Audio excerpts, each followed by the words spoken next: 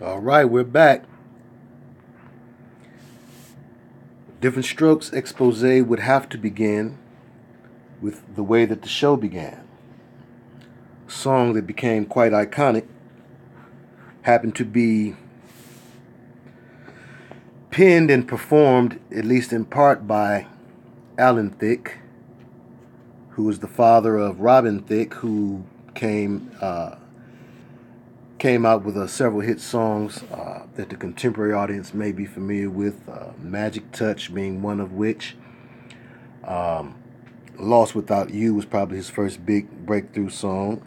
And then the song that got him most notoriety was Blurred Lines, which was an interpolation or a sample from Marvin Gaye. Got to Give It Up. And because of that, he ended up having to pay Marvin Gaye's estate quite a bit of money, which I thought was strange. I didn't think it was going to go that way, in all honesty. But let's look at the lyrics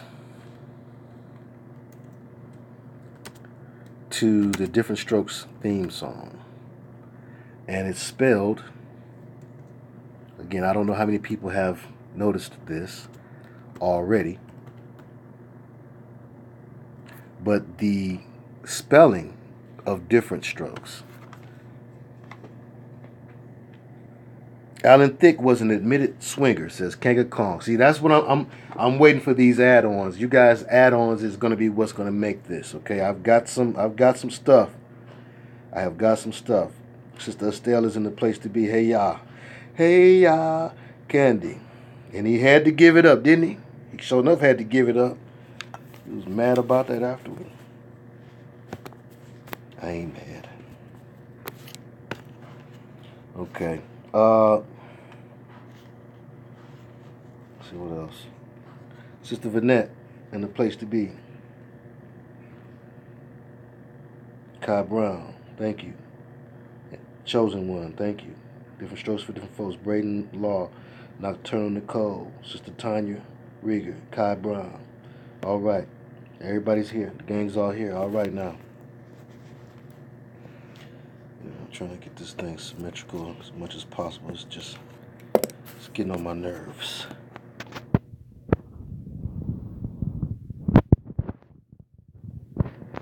Wait a minute. More on a moving weight.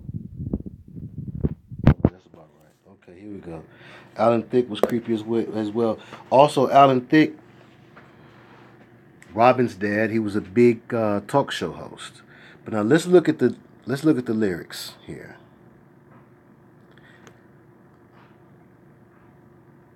Everyone should be familiar with the theme song, but of course, for the few who may not have knew, and for the younger crowd too.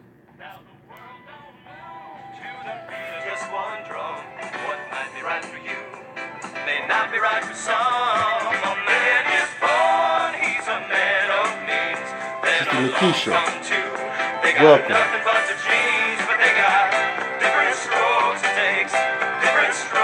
Representing Lakeisha. San Pablo, welcome.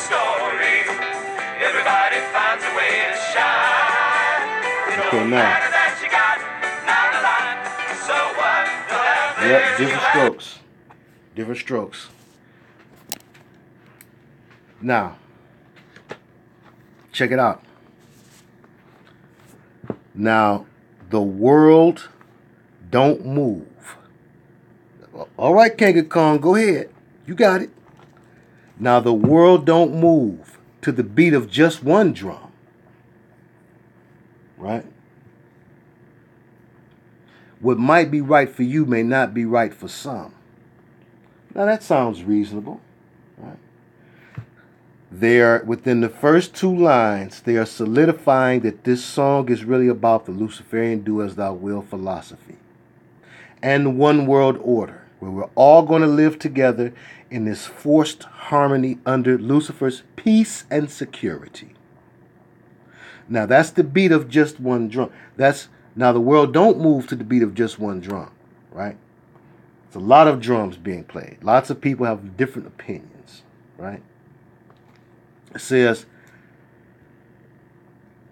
what might be right for you may not be right for some. So this is it's to sound like, hey, let's live and let live, right? But it's about Luciferian freedom. It's about the freedom brought on through accepting Luciferian ideas and through denying God and being one with the world. It says, check it out, I'm not through. A man is born. He's a man of means. Then along come two. They got nothing but their... Okay, what do they got? Somebody tell me. Trust me.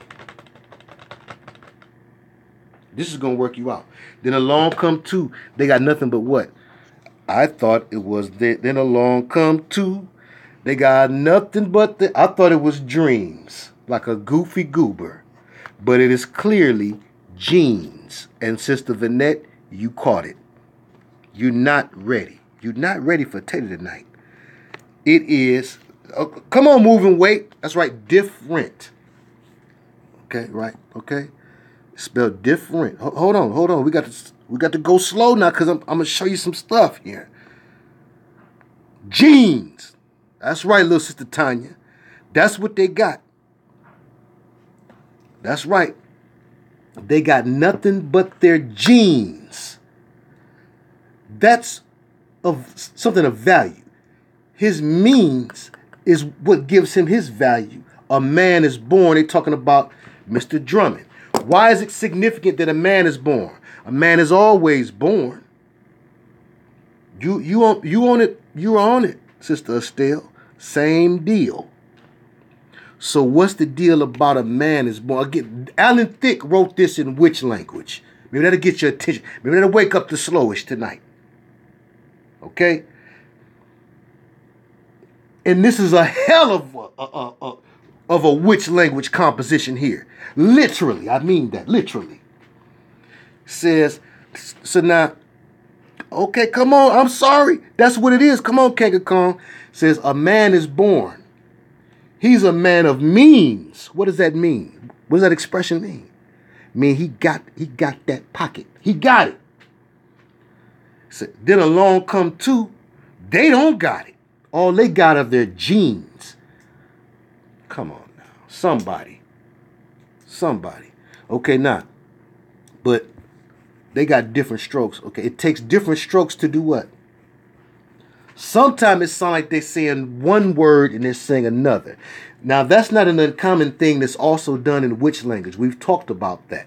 The lyrics that are always in question in certain rock songs and certain quote-unquote hit songs. They're in question because there's a dual meaning there, and the songwriter does not want to clearly give you an indication. You as a goyim, okay, you as one of the uninitiated, you're not to have a clear indication of what he really means. So he'd rather give you confusion, which our God is not the author of. Okay? Now the ones that sound like something in this song, this is what it sounds like in this song. The genes can be thought of as dreams, and move can be thought of as rule. That's it. Anything else, I don't know what you're hearing. But this is what I hear.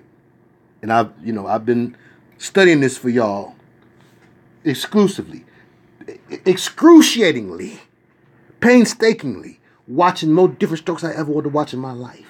Okay? You think I'm kidding? Different Strokes season 1 and 2.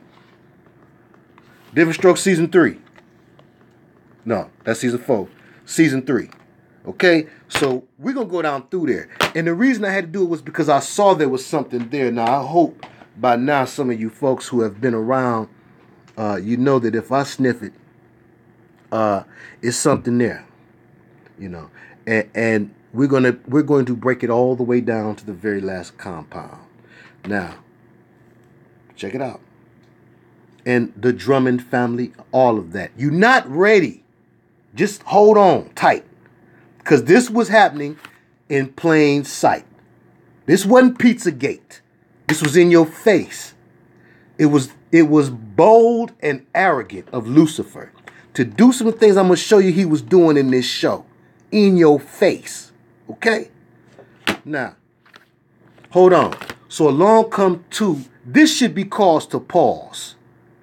Let's say it's jeans. Let's say it's blue jeans. That don't make no doggone sense. Only thing I could have went for was dreams. Now I bet you will look up the lyrics in another place and you will see they got nothing but their dreams. That's what you'll see. But this is divine providence because I'm going to tell you. I was just going to tell y'all, I hear jeans. I can't help but hear jeans. My ear is pretty good. I'm not trying to hear jeans. I can't help but hear it. It's there. So jeans is in there even if dreams is on top. I'm sorry. So all they had as bargaining chips or something of worth was their genetics. Now, hold on. It says, it takes different strokes to move the world or rule the world. Okay? Either one. We're talking about, again, like we are the world, we are the children, that world. Not everybody, but the bodies who are not in the body. Hello? In the body of Christ. It says everybody's got a special kind of story. What's Crowley's story for us? Everybody finds a way to shine. Aleister Crowley tell it. We're all stars. You're a shining star. That relates to that. The same thing that Maurice White believed. Believe it or not, you're not ready for me tonight. Believe it or not, Maurice White was producing an album for Todd Bridges at the time that the show began to take off. With season 2 or 3 or something like that. Maurice White of Earth, Wind, and Fire fame. The leader, the spiritual leader, and the band leader for Earth, Wind, and Fire. Whose original band, Maurice White's original band before Earth, Wind, and Fire, was called the Pharaohs. Now, this is just a coincidence. Now, hold on. Okay, hold on. Todd Bridges is not singing in the show. In the intro. In the intro to the show, he's not singing. He is singing, however, on an episode. I can show you. He is singing on this episode with Janet Jackson, and Janet Jackson sounds horrible. Oh, excuse me. Let us give her the crown. She is Queen Struggle Voice. Dana Plato blew Janet Jackson out the water singing on the show. I'm sorry. Good night, Ms. Ravenwood. Todd Bridges is okay now today. I read here in Killing Willis, which this was just written with last year or something like that. Let me see the date on it. But in here, he sounds like, well, I'm gonna tell you what I think, and I'm gonna tell you what he say. Okay, the first hardcover edition was March 2010. Well, he need to bring out another one now that it's almost 8 years later, and he need to tell us some real stuff. I was waiting for him to tell me in here, that him and Gary Coleman was in a fist fight, or Conrad Bain was touching on him behind the curtain. Okay, that's what I was expecting. Didn't get that, but I did get this. He turned his life around. He got off the drugs. He found God. There's no mention of the Messiah by name. I don't remember there being. I was looking for that. And he does tell us some things that we can make some links to, such as the connection between him and the music business. This is why Janet Jackson was his girlfriend first. Todd Bridges was a big deal at one time in life, ladies and gentlemen. I know it's hard to believe now, but at one time he was hanging on some of your auntie's walls. nieces and nephews. He was hanging up there right alongside, who else was from back then? Probably just Michael Jackson and him, right? But Todd Bridges was a little teen heartthrob at one time. He was going with Janet Jackson. And that's how he got her on the show. He plugged her into that. And the Jackson family, which was a big deal, but Michael hadn't struck Thriller yet. The Jackson family and him was tight. He said he remembered going over to the house they was having built at the time, and Michael would be running around playing and singing Thriller out loud, which is odd because what we heard was that Rodney Temperton's original version of that wasn't even called Thriller.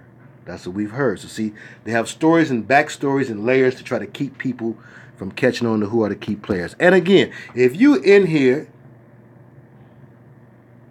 and it's within your physical power to do so, please hit a thumbs up and show some appreciation for the time and effort and teaching that we're going to put forth tonight. Please, I appreciate it.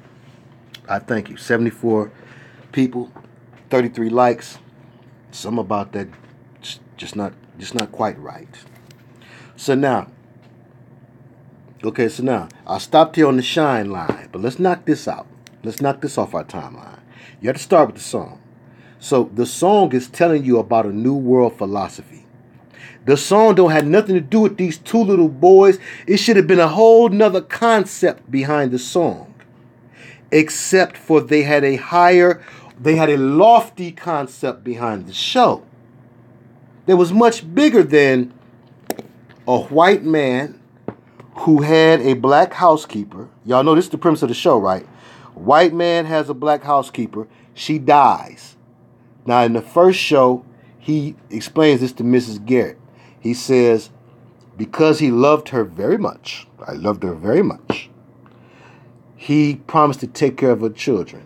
Then in another line, he says, she asked him to take care of her children. But either way, it reads, and a lot of folks protested different strokes back in the day. Conrad Bain said he received a wax signed stamp or wax letter stamp with the Grand Dragon of the KKK's name stamped on the letter, telling him that he better stop acting like such a nigger lover on the show and hugging on them boys. And Todd Bridges said that the Black Power crew was very upset at the two little black boys having to have a rich white man as their savior, and then they're giving up all of their culture and things in order to fit in with him and have a better life. So, that was happening. Okay? Now, this is the climate of the show. Now, hold on.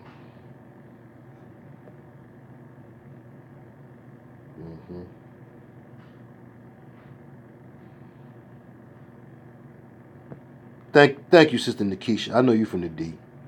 You know how to treat me. So you get an automatic thumbs up for being up at 3:30 noon. That's right. I got to be looking at y'all. It's not the witching hour right now. It ain't. It's the preaching hour, the teaching hour. Claim it, name it, claim it.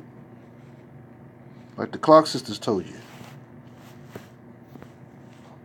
I don't know. It's just an obsession of mine.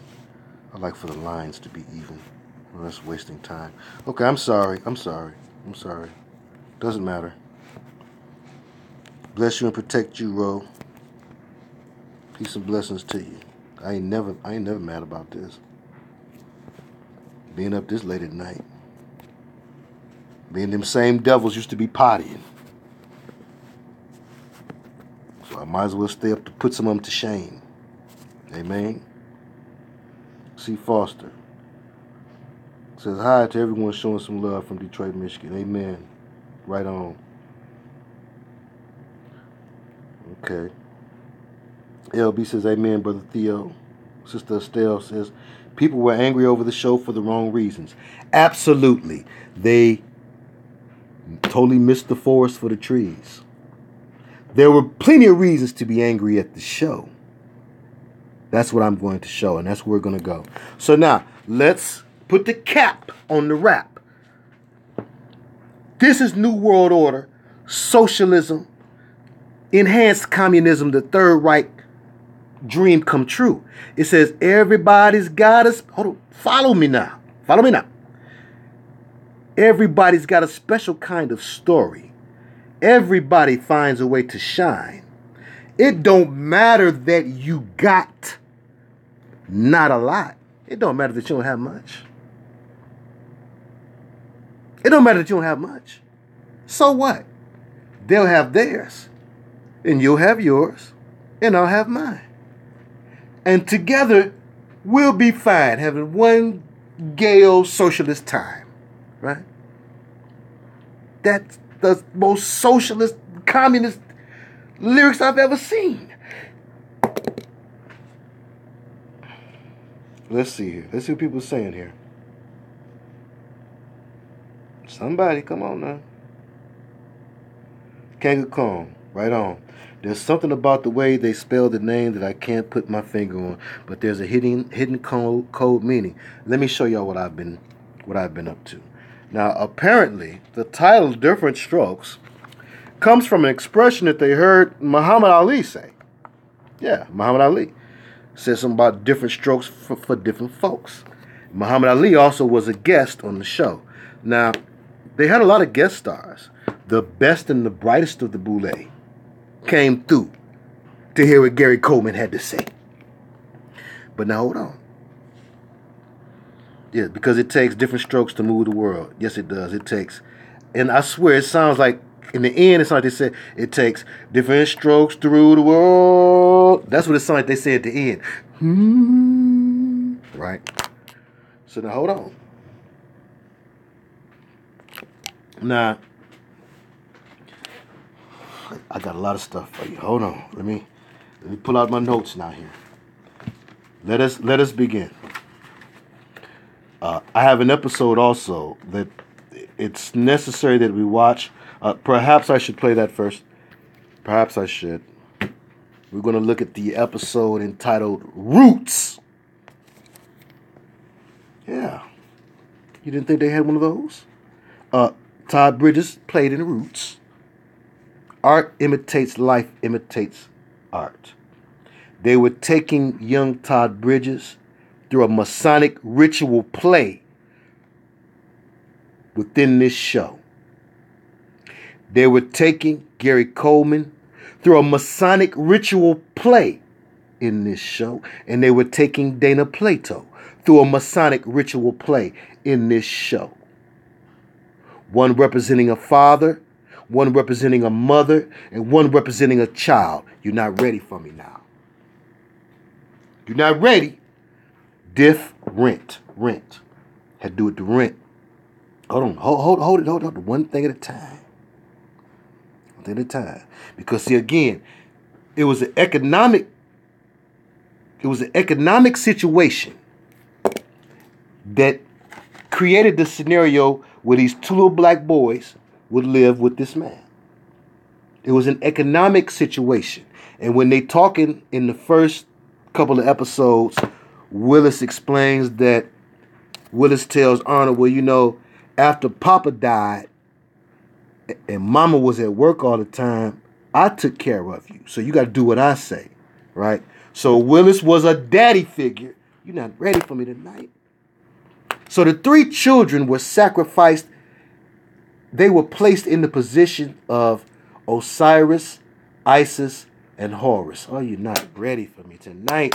Now, in the beginning of the show, when the show first come on, you're not ready. Hold on. I'm trying to help you be. I don't know what just happened. Everything just went away. Now, ain't that nothing? It all just went away. Just all disappeared.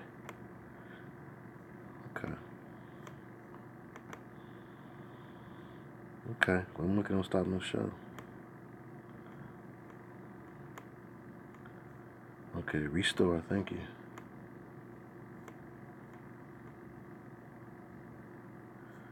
All right.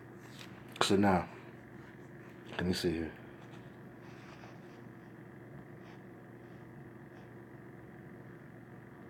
Okay. Big niece Andrea, peace to you. Mike Jr. says, actually, that quote, different strokes for different folks, was a line from Sly and Family song, Everyday People. Like I said, I didn't say that. I said what the book says, Killing Willis by Todd Bridges. He says that that's where they got the name of the show from. That's where it came from. That's what they said. Muhammad Ali said it. I'm sure Muhammad Ali liked to listen to Sly and the Family Stone, just like the rest of us good, cool people did. And they didn't make it up. It's an old black colloquialism. Let me tell you where it came from. Gee, Nelly. But now, actually,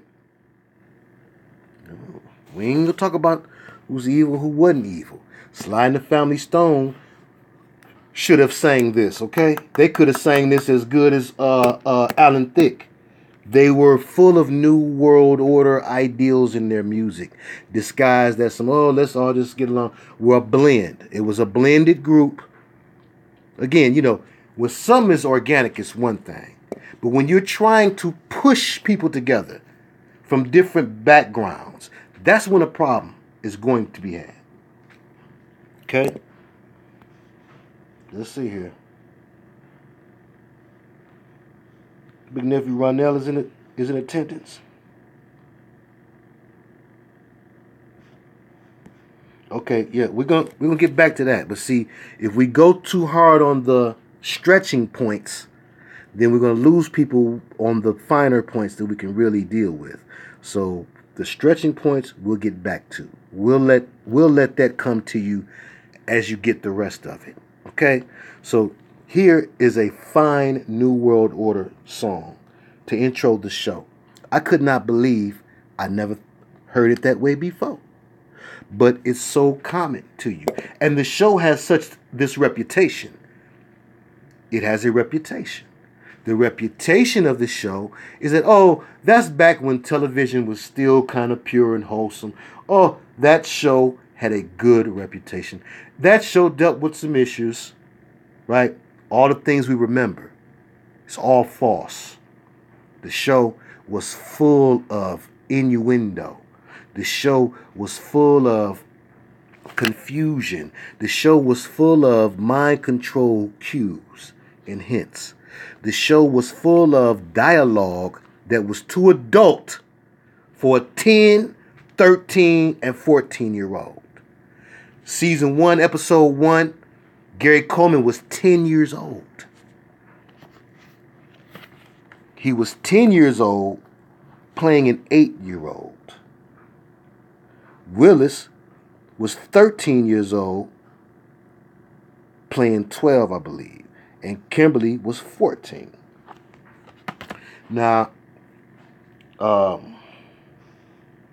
Arrested Development. There we go, big nephew Drew. Do you know that part of what caused Gary Coleman to lose his mind, in my opinion, part of that was because at some points in this show, I noticed I got up to season 4. So that's 4 plus 10. Where I get to 10 from, he was 10 years old in season 1. So in season 4, it's a 14-year-old young black male who could really procreate at 14. He's getting picked up and carried around and petted on his behind like a little boy. He started complaining to the directors and the producers. And they said, well, Gary, we're going to try to write you in some more adult material. He wanted to deal with things that a growing young boy would deal with, especially a preteen. Things like dating in high school, blah, blah, blah. And if you notice, right before the show got canceled, that's where they was at. They had finally gave in to his demands and allowed for that to happen. But you have to realize, when you would see Gary Coleman get on a show like Howard Stern or something, and he refused to say, what you talking about, Willis? It's because, man, he was way too old to be acting precocious. For years on the show, he was acting like a little boy when he was a growing young man. And now let's look at that word precocious, and that's really how we're gonna get into it. And then I'm gonna bring you on the set of different strokes, all right? So the song is overstood. You got the song right. You get that New World Order to a T. Different strokes. In other words, everybody wants to do their own thing. That's what that's bottom lining out to. Do as thou wilt. So let's do as thou wilt. That's the name of it. All right. So now, let's jump ahead here.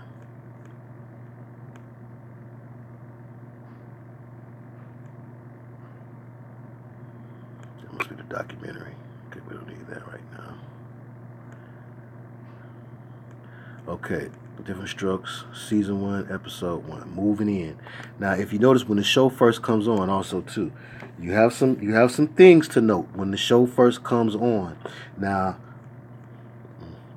the world don't move okay, so the show comes on. It's set in New York, set in Manhattan. Okay. But now, you see the Twin Towers in the shot. But what does this represent? So again, this is further to the point that the song itself, because again, this is what you see when the song is playing. So the song itself is a picture, a snapshot of what we want the one world order to be. So the show have to be in New York. It has to be in Manhattan. And you want to begin with shots of this park. Yes, they lived on Park Avenue. Right on Kanga Kong is with me. I appreciate you. Now look here. Urban sprawl. Yes. Okay, now. Okay, all right. And the boys at the basketball court, he goes to pick them up.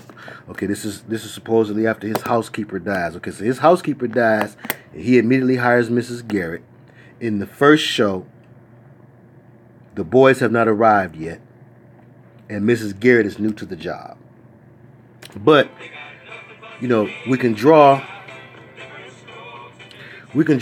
a couple of things just from the intro. I want to show y'all a couple of things here.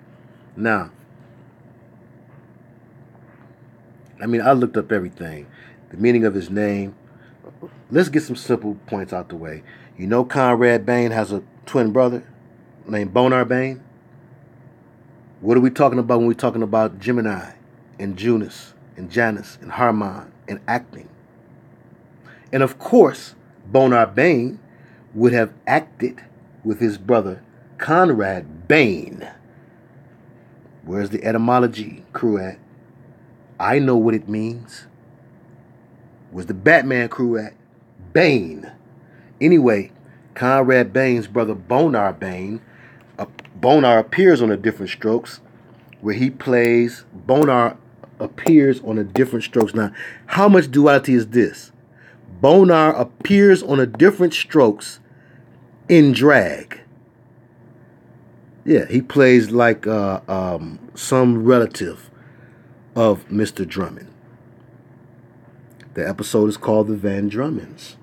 It is episode 6, season 6.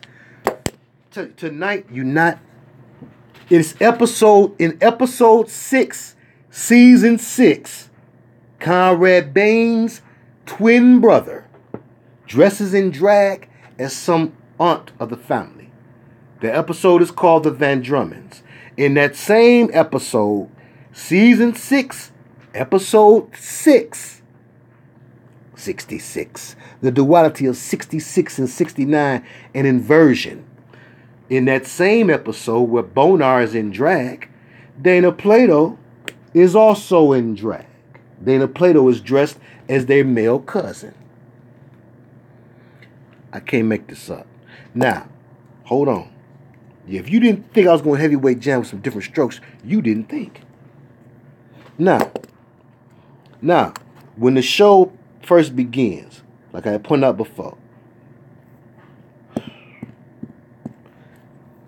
they wore regular drab colors, like kids in the hood might be caught wearing. Gary, a little kid fresh out of Chicago, who had got his job because he had a little cousin who was modeling at the mall And he saw the attention and stuff his cousin was getting. And he said he wanted to model too. He wanted to model clothes like his girl cousin. Okay? His mama lets him. Or whoever was his guardian at the time.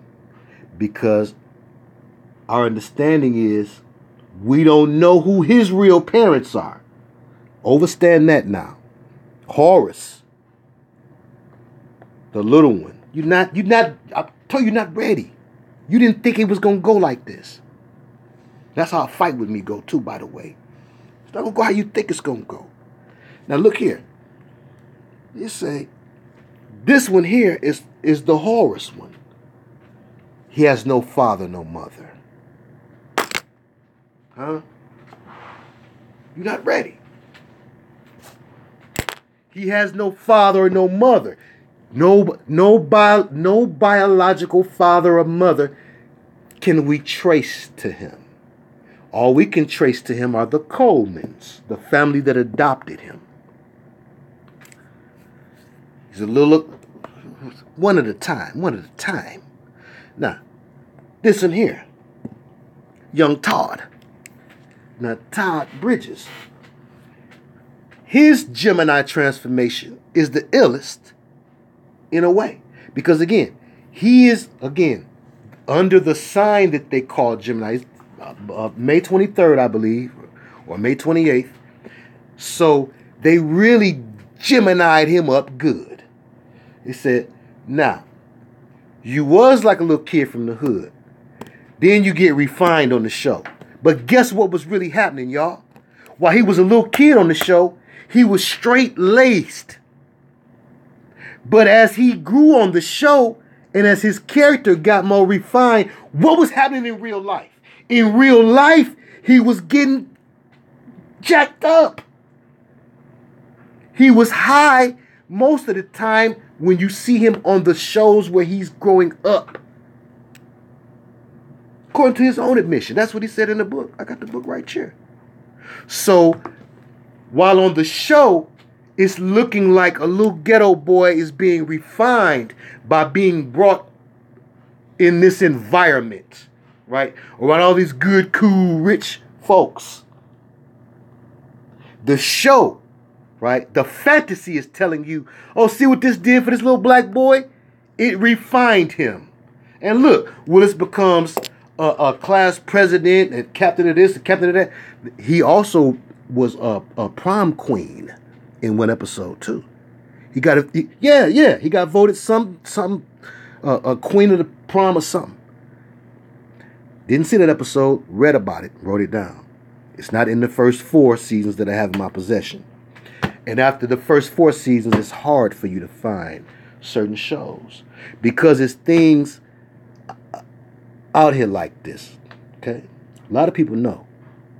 And there's some things everybody knows, like the Bicycle Man episode, which I don't have to touch that yet. I ain't got to touch that. I might not touch that tonight. Psh. I'm trying to tell you. I might not touch Bicycle Man tonight. I don't have to. It's plenty. Occult. That means that which is hidden. Come on. So I want to show you what's hidden. The other stuff that's not hidden. Bicycle Man is blatant. Now hold on here. Okay, so now. So in the beginning of the show, you get this. Okay, now let me watch one further on in the season. Well, let me not get ahead of myself. Further on in the seasons, you will begin to see this color coding in the clothes that the boys are wearing. Not in the beginning. In the beginning, they're wearing these dusty, dingy, inconsequential colors, just like on the book cover here. Nothing jumps out at you about those clothes on the book cover. Same as on this cover in the first season. Regular, nothing jumps out at you. Why is it by the time we get to season 3 here, everything that Gary's got on has a number and a color code? And the most common numbers and color codes on the show would be 12 things adding up to 12 and 32 and 8. Hold on. I ain't finished with you. Now, I thought to myself, now back then, I'm sorry I have to talk like this. I can think like that. Back then, you had O.J. Simpson, who I believe was number 32, I think. You had, anyway, you had Too Tall Jones. You had Mean Joe Green. Okay, so I want to check those numbers. Because, see, back then, when they didn't want me, back then, people didn't wear official licensed jerseys so much. Didn't matter. Kids didn't care. If Magic Johnson was your favorite player, you could wear anything with the number 32 on it. And that was supposed to signify that, hey, I'm doing this because I like Magic Johnson. See, nowadays it's different, ain't it? It has to be Mitchell and Ness. But back then, yes. But see, back then, we would see these color codes. And I'm gonna tell you another one. The big color code in different strokes is gold and blue. Mark my words. Now, I'm going to show y'all something. I had to tell you first because somebody's going to bite me. Now, it's different between biting me and sampling me. You sample me, we all good. Sample some of this, some of that, just like George Clinton say. But if you bite me, I'm going to figure out a way to get to you. Some kind of way. Okay, now. So now, I love you too. Okay, so let's look here. I just want to show you a couple things from this episode. Matter of fact, we're not even going to play this one. This is not the one we want to play. I just want to show you how it ends, if I can. And again, we're taking things out of context, and I mean to. I mean to take this out of context. I'm trying to show you something. Okay, Abraham was Arnold's fish, right? Abraham. Was there anything significant about that fish? Again, I don't know. Was it anything significant about, first of all, what kind of fish was it? It was a goldfish, but although you usually think of goldfish to be gold, you usually think of Jewish people to be, so again, we ain't got to go there. Stop. We ain't got to go there. I got a plenty for you. Okay, hold on. Now, you look in this room here. Let's get to it. Do I see it in this room somewhere? Let's get up here. Now, when the boys are on the bunk bed, very good moving weight. Okay, I'll rock with that. Right on, Sister Estelle. Now, moving weight say, do you notice how when they was leaving out the limo to go into the building, which is like another world to them, it was as if they was looking back, somewhat hesitant. Excellent moving weight. Guess what? All throughout the first season, Willis don't want to be there. You don't remember none of this. All throughout the first season, Willis is on his black pride. We from Harlem. We really don't belong here, Arnold. You know. But Willis, Mama wanted us to blah blah blah blah. Nah, can I read behind the scenes? White owner has affair with his servant. The servant and him have mutual feelings for each other. So what's asked or expected is that he takes over her kids. This happened all throughout slavery. Oh, man, y'all not trying to. Man, I'm go to sleep. I'm going to go to sleep. 90 people, 55 likes. This is, hey, if Jay Dyer was doing this, it'd be something different. I'm trying to tell you. Is it because I'm black? I know. You ain't fooling me. I know how you do me. Now, look. Right. If somebody white was doing this would be 1 million views tomorrow. I've never heard nobody go through. Hold on. I ain't even begun. All right. Come on now. Hold it. I know you get it. I want to make sure everybody else get it too. Okay. Now, let's look a little further in the season. I want to show you something that's going on here as the season progresses. This is season 1, episode 1. Right? This is season 1, episode 1. Everything's just getting started. I even believe that the Masonic theater progression of the show hadn't gone very far. I don't think too much was going on behind the scenes. Now I will tell you, according to the book, Todd Bridges says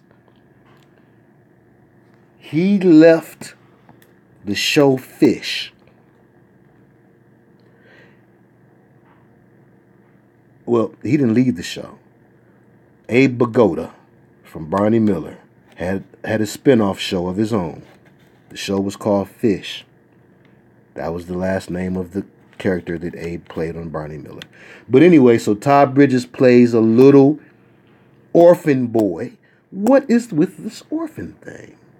I'll tell you. He plays a little orphan boy on the show. Abe Vigoda asks for more money. They canceled the show instead of giving him more money, keeping the show going. So now Todd Bridges is out of a job. Well, now Todd Bridges has this publicist who is very plugged in, very connected. I forget how he gets a hold to this publicist. But the publicist makes things happen for Todd. So although Todd is out of a job, his publicist is keeping things going for him. He's going on a teen heartthrob tour. Him and Scott Baio and one of the other ones, they're going on a tour. So he's still being kept relevant by his publicist, a black man. The publicist, right before he gets Todd Bridges on Different Strokes, the publicist for the first time ever in Todd's life, according to his story, he propositions Todd, and then he proceeds to go down on young Todd Bridges, who was 13 years old at the time. Now, the way that the book is written, I just about want to read to you how he gets there, but it's a strange jumping from the publicist went down on me after we didn't have no more Fish episodes to shoot. The publicist goes down on me. The next thing, we get a call and somebody wants me to come and read for Different Strokes, or this producer who had promised me they was going to find me a show after Fish went off finally calls. It's a strange way that Different Strokes immediately follows the molestation of Todd Bridges. It's a strange way. It's in the book. Now.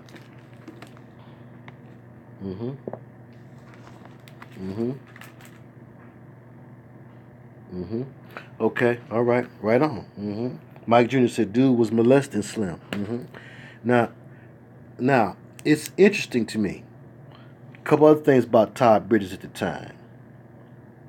I believe so, Kanga Kong. I believe that was an initiation, or that was some form of payment to allow Todd some favor that maybe he didn't have coming to him. Now, his mother, let me tell you another strange thing here, okay? Just something real strange. Can't really say much about it, but Todd's mother, for some reason, she ended up working on about 4-5 commercial shoots with Carl Weathers, Apollo from Rocky. Now, so much so that Todd's dad got pissed. He said, "Woman, you and Carl Weathers got something going on."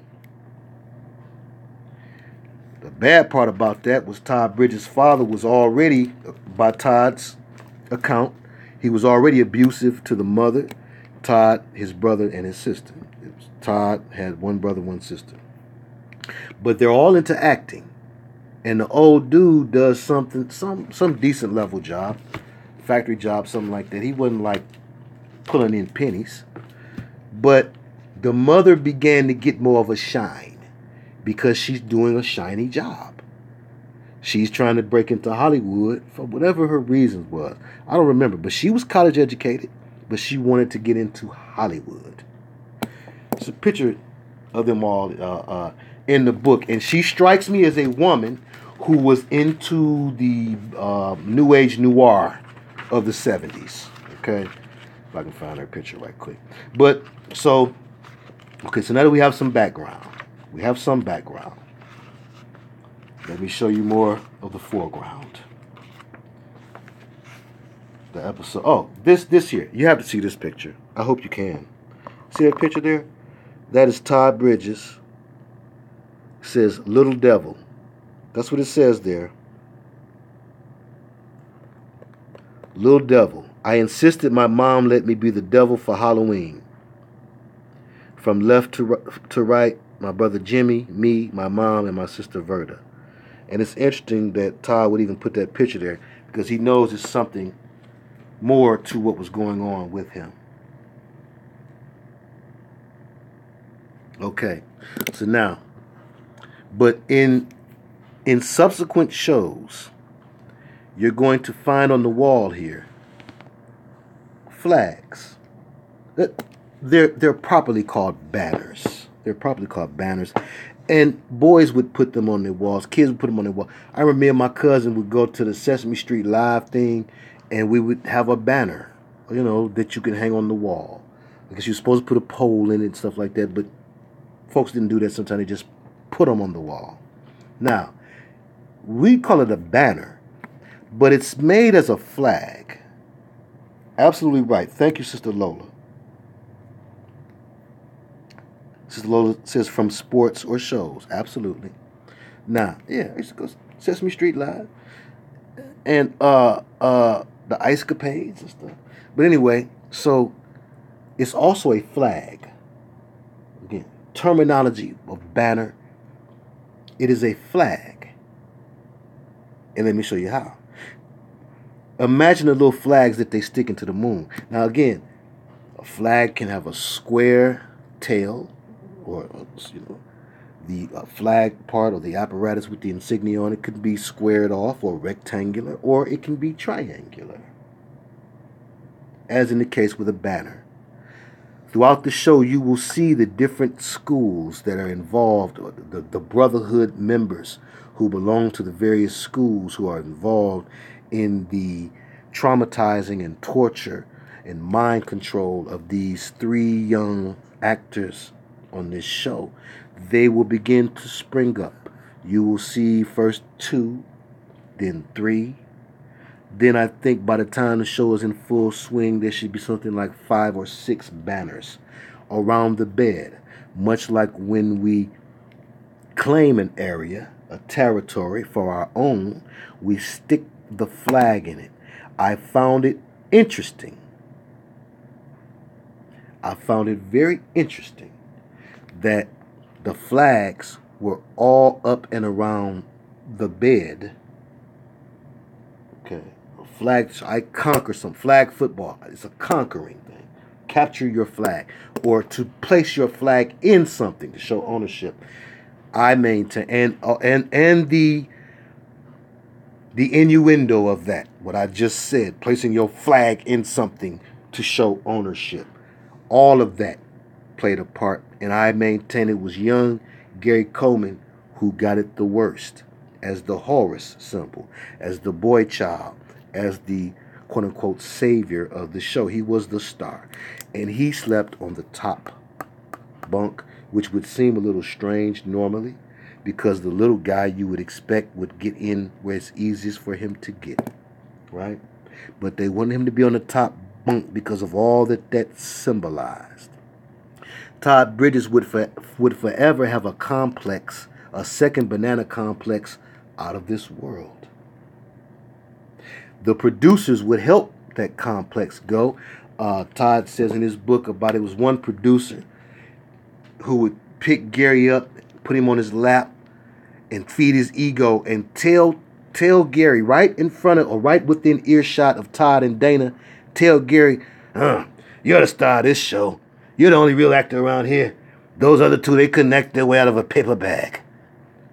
Yeah. Todd Bridges says that when they first started the show, he said him and Gary was really like brothers. He said they was running around the set and building cardboard forts and things of that nature and having a good old time.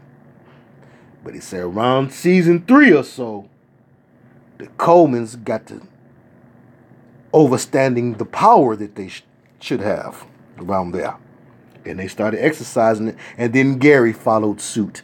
And that's when Todd said him and Dana pretty much both stopped messing with Gary, other than to do scenes with him, because he became unbearable. And you could imagine that. Now I'm gonna note a couple other things. And yeah, Gary's weird wife did off him Kanga Kong. There's an interview where Gary's wife is being interviewed concerning the death of Gary Coleman. And I mean, it doesn't take very much to discern her line, Gary Coleman's wife. And for real, you know, we want to be on Gary Coleman's side. No, none of that. It was really obvious. Let's see, which one was it? Yeah, and her 911 call is goofy also. She was slammed. Okay, Gary Coleman's ex-wife slammed. Coleman's friend wants her to stop talking. She was trying to sell his deathbed pictures to a tabloid. So it was a lot of controversy concerning her. I was trying to see the same one that I had just watched because it had her talking. It was one of these TMZ or something like that, and her talking was terrible. So yeah, you can see there was controversy surrounding or concerning his death. Amen. And you look at all of these young people when they first began. That's what blows my mind. But yeah, you know, for those who are unfamiliar, there's Gary Coleman's wife. But if you hear her talking about the 911 call, it'll tell you all that you need to know. So yeah, and I believe she was probably an agent used to facilitate that. Why kill off Gary Coleman? He could stand to cost a lot of money in residual payment from the show. He could stand to be a real problem when it comes to putting the show on DVD. He could stand in our way. He can tell the story. He could get so fed up with us, and we've been promising him if he just holds off, we're going to do this for him. If he just holds off, we're going to do that for him.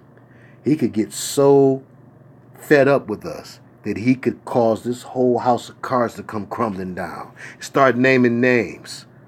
Bernie Turkoff, he was in it, and blah, blah, blah. And then this other guy, he did it. And this writer, he was filling on me. Gary Coleman could be that guy right now. You know, what Corey Feldman is being positioned in Masonic theater to play the role of, Gary Coleman could have really been that. Todd Bridges will not be that, because I believe that Todd Bridges is compromised.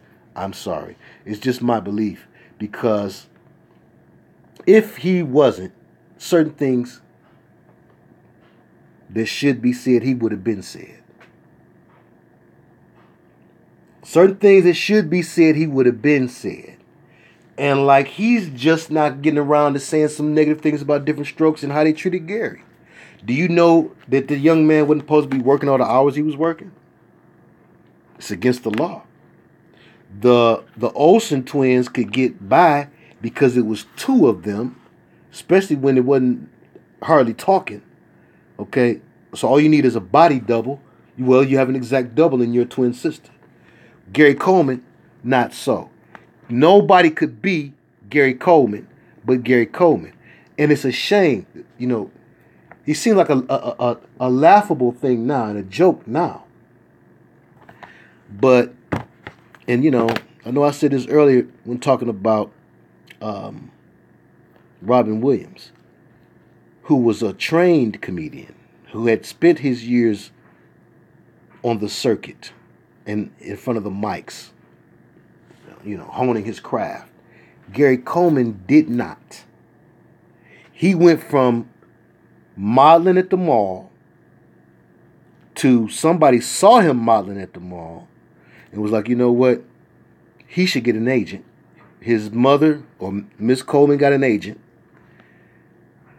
He got in one commercial, a Burger King commercial. And then they wanted to put Gary Coleman on TV after one commercial. So now they put him, okay, so they said, okay, well, we might have a pilot for him. We might have a vehicle for him, but let's try him on a couple things first. So they let him make a couple of guest appearances on something, Maud or something else. I don't remember. But he was on like two things briefly, like brief little walkthroughs. And they felt like they saw enough from those brief appearances to make him the foundation of a show. It was Conrad Bain's show.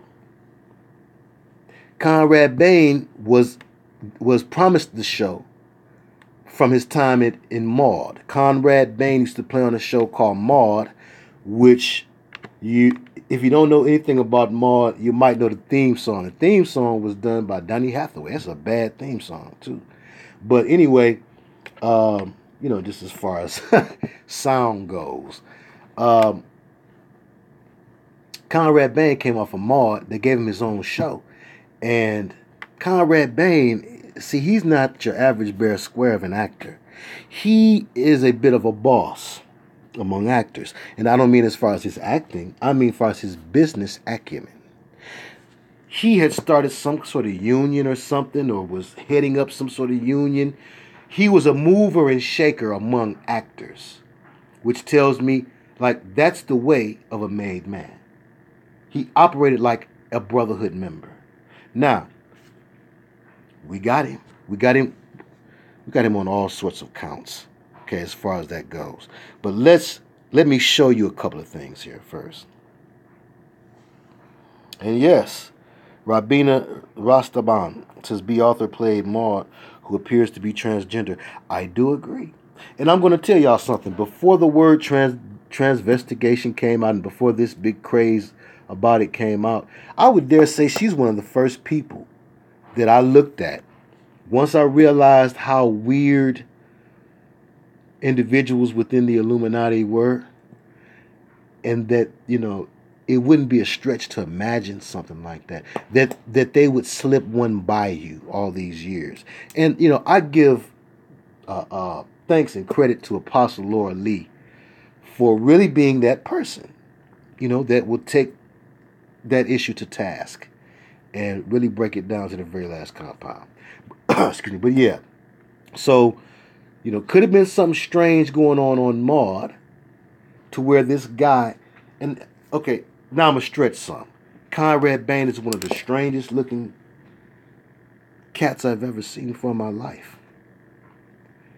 And if I had that technology, that stop motion technology where they catch people eyes flickering or whatever, or they catch the reptilian slits on the eyes all the time, right? And sometimes they use some kind of program where they insert reptilian slits into the eyes too. Okay. If I could stop his face, I bet you I'd catch something. Sometimes he looks so non-human. This is me stretching now. Again, the reaching part. Because I had to do some reaching with him. Because at first I couldn't find nothing solid. Until Sister Natasha sent me the smoking gun I was looking for. A connection to the Rothschild family. But I wanted to hear somebody from the show say something about Conrad Bain had done something untoward. But he covered his tracks very well, or he was very well behaved in the workplace, or because it was his show, he had everything under control to where certain things didn't leak out. Todd Bridges will not say a negative word about the man. Todd Bridges said he was closer to him than his real father. Todd Bridges said, Conrad Bain looks at my son like his grandson. So, was Todd Bridges under some kind of mind control? He was looking for a home. He's looking for some love. He received it from his mother, but not from his father, so he was always looking for a father figure. That's how that one publicist got that close to him, because that one publicist was showing him the love and the guidance that he wasn't getting from his natural father. And then he goes from that situation where the publicist is sexually abusing him to now this next individual he looks at like a father figure is Conrad Bain. So how am I to say that he didn't take those same feelings from what had happened with the publicist on to Conrad Bain, a person that could do something for him like the publicist could, right? Now, again, you can look up Gary Coleman's job at ex-wife on your own time. Let's go to this. Now, this strange-looking man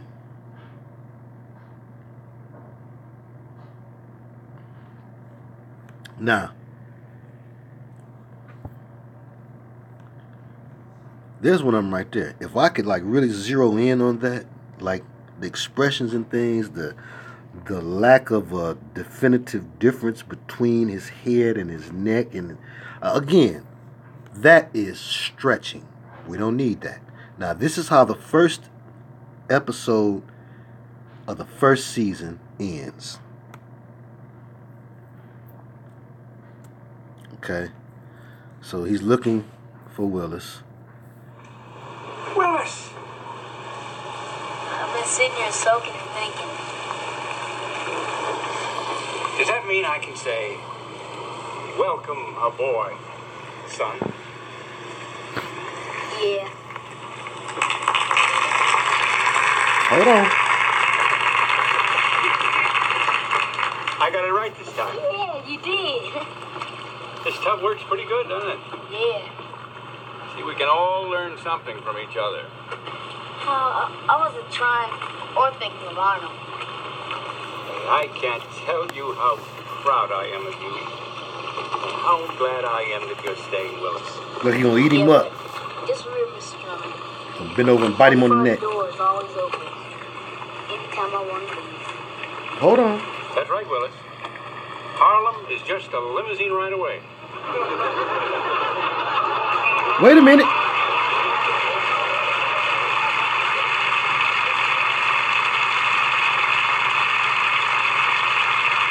You can see that. Now the world don't move to the beat of just... Now, you saw Gary Coleman come running in there in his dingy drawers. Why they was dingy, I don't understand that. Todd Bridges say on the first season or so, yeah, you saw that right? Excuse me. Todd Bridges says on the first season or so, they had to fire the hairdresser because she didn't know what to do with their hair. He said she'd just kind of come in and kind of pat it. Like she didn't know nothing about like Ultra Sheen or Afro Sheen or nothing like that, I guess. Products by Posner. She didn't watch Soul Train. She didn't see the advertisements. So anyway, they got that together, and by season 2, their froze are nice and circular and well picked. That's what I said. But yeah, we dealt with old Bonar, which is an ill name. Bonar, I think, means gentle, and Conrad is like manly or something. And Of course, Bane, the bane of my existence. And Mr. Drummond, okay, let's go there. Drummond, did you know it's a real royal family name? It looked to be of Germanic origin, I thought at first, and I believed that I had heard him say something to that effect. Also thought about Andre Drummond, the Detroit Piston player. And so I said, well, now this is a real last name. Looked it up, did my research, and yes, indeed, the Drummond family was a family of prominence, of Irish descent, in either Ireland and then Scotland, or vice versa. So now, there is an episode, I said, called the Van Drummond episode, where we have Bonar on there. Yes, part of the bloodlines, named or unnamed. The 13 are named. Just, okay, like me, everybody primarily has 2 last names connected to them, the paternal and the maternal. So whereas we have the 13 bloodlines, there are always bloodlines connected to those bloodlines that don't receive as much light of day. Those are probably the more sinister of them. It would only stand to reason. Now, Drummond, again, look at some of the names. The executive script consultant. Now, this is key because here we have episode 1, season 1. So this is setting a precedence. This sets a precedence for what to expect from this show. Okay? Now, season 1, episode 1. That's that. Now, let me start to show you some of the color coding. And then I want to show you the psychological manipulation of racial ideas and stereotypes as it was done on the show. Dana Plato wore blackface in one show. I'm sure you've heard of that. But there are no less than 4 shows that address the boys trying to join exclusive clubs. Did you hear me? There are no less than 4 shows that I've counted, that I have, in 4 seasons. Show went for 8 seasons. So in the 4 seasons I got, is 4 shows where the boys are trying to enter into exclusive clubs of some sort. 4. Out of the 4 seasons I got, there are 2 shows that deal with Mr. Drummond's respect or disrespect of other nationalities. His being out of touch because he's a rich white man. He's out of touch with certain things, and the boys being more down to earth help to show him. See? So it's a symbiotic relationship, you see. Let me show you that episode now. And I believe during that episode we may see color code within that episode.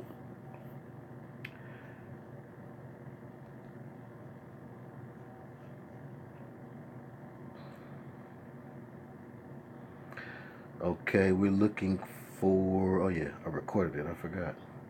I had to record this straight from the Big Booty TV.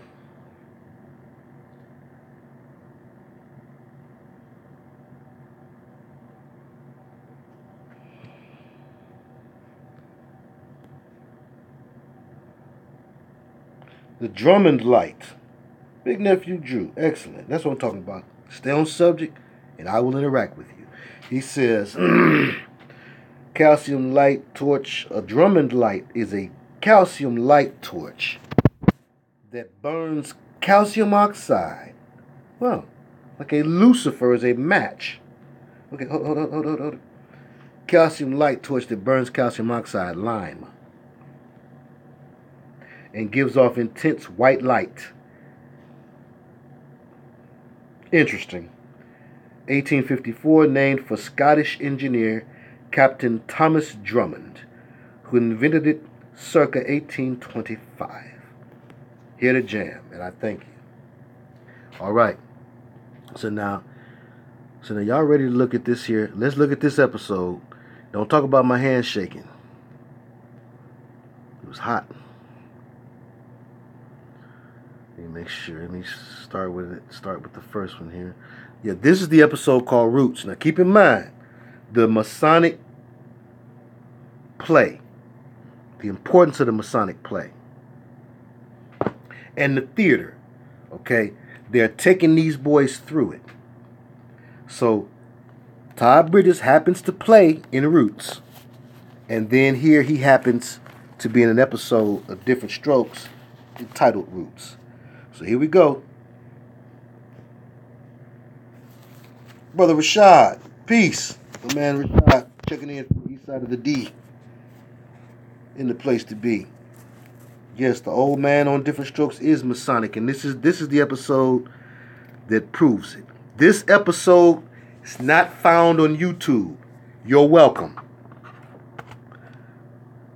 This is the episode. Peace, my main man, 50 grand. Again. This is the episode called Roots. There's one with Native Americans called Burial Ground, where Mr. Drummond finds that he's on he owns a piece of land that's an Indian burial ground or something like that. This one is along the similar lines. Check it out. There we go. Who said it? That's right, the Lodge colors. Not just that, but watch. Tell you, all throughout the show, you gonna see them rainbow colors. They got them rainbow colors all throughout the show. This couch is gonna be a different color, I think, in the next show. But anyway, he's a rich man, so he keeps changing his furniture, unlike us.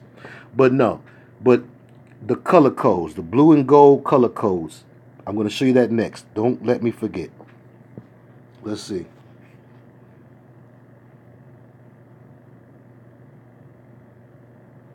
Ready? Let's do it.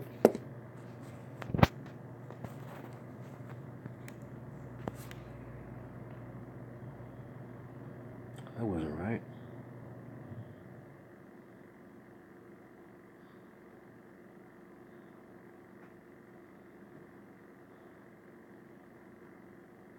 There's the color code there.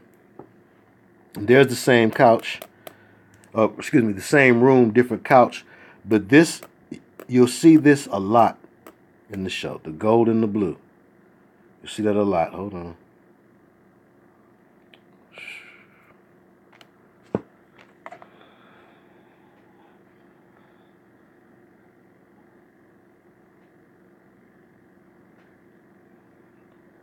All right. Here's one of the still shots with the flags. The schools that were up here, the schools that would plant their flags over Arnold's bed would always be them schools. Sometimes it's Harvard. In some shows it's different, and it's Yale. Was this a symbol or a sign to pedophile Brotherhood members who were watching to show you perhaps, I don't know what Brotherhood members were on set for that show to molest these boys or to be involved in their ritual programming? We will never know for sure. Todd Bridges could tell us. If he could remember, he could tell us. It's just a picture. Okay, here we go. Tonight, I'm still trying to figure out what you cooked for dinner last night. I'm doing my best. That's what worries me. Look, till Adelaide gets back, you've got a choice. Eat with Daddy and I cook or try starving. Some choice. Either way, we die.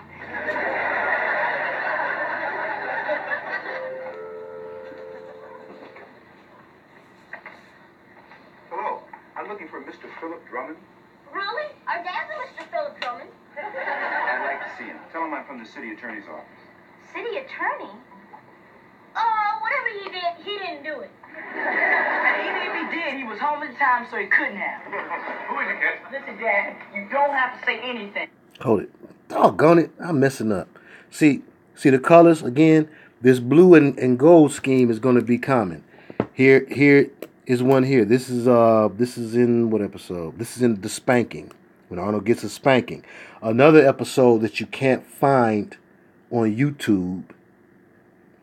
The 3 that you can't find on YouTube, I think, is because they're so full of occult or questionable. They're full of both occult and questionable scenes and dialogue. But this is from the spanking. You got the red and blue, and then you got the gold and blue, or the blue and gold. Always referring back to the alchemy of man. You'll find this light blue, probably the most common single color on the show.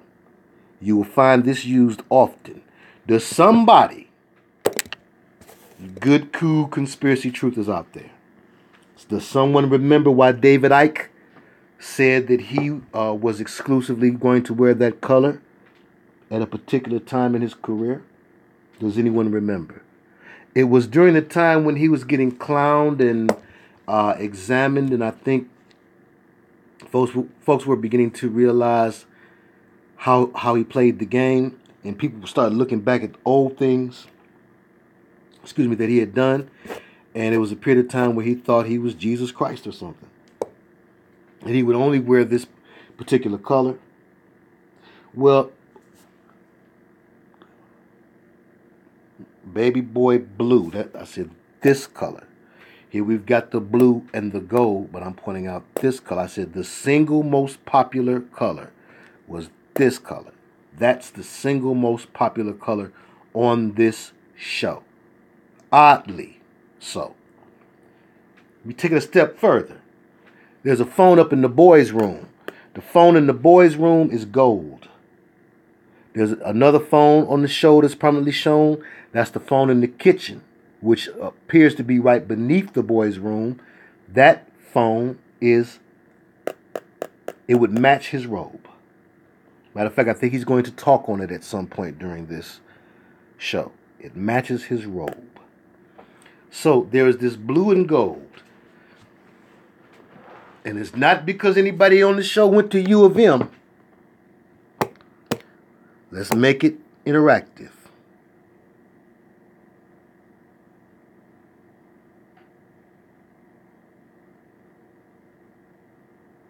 Jamal Ross, that's what I'm talking about. All right, now you get into it. It's royal. People call it baby blue.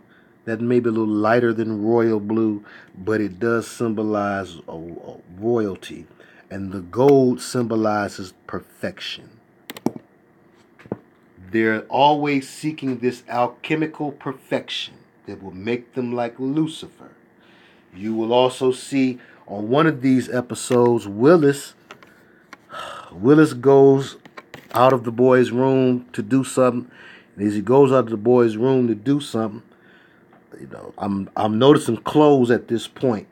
When I noticed this, he had a rainbow on his little back pocket. It wasn't a Levi's chevron. No. It wasn't the Lee's little curly thing. No.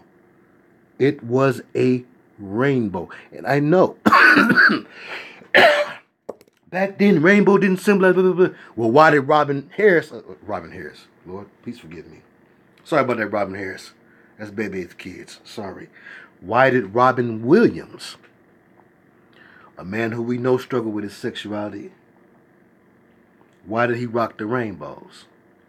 So there was a connection to this before we knew about it. Even this parrot in the background, or a toucan, or whatever it's supposed to be.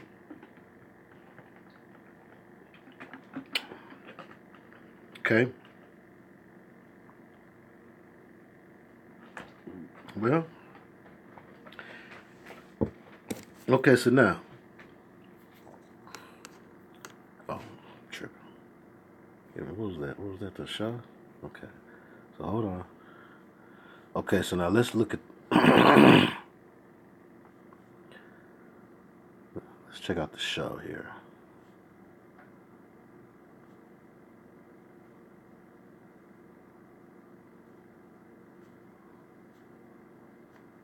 Sorry about that, folks. Okay. All right, we start right here. Okay. I'm still trying to figure out what you cooked for dinner last night.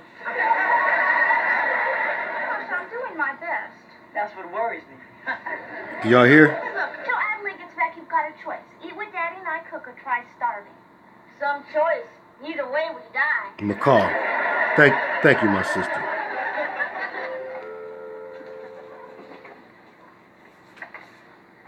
Hello. I'm looking for Mr. Philip Drummond. Really? Our dad's a Mr. Philip Drummond. I'd like to see him. Tell him I'm from the city attorney's office. City attorney? Oh, whatever he did, he didn't do it. And even if he did, he was home in time, so he couldn't have. Who is it, kid? Listen, Dad. Did these guys get together? Hold on. They can't touch you. Just plead the fifth commandment. Did 4 actors get together and color coordinate?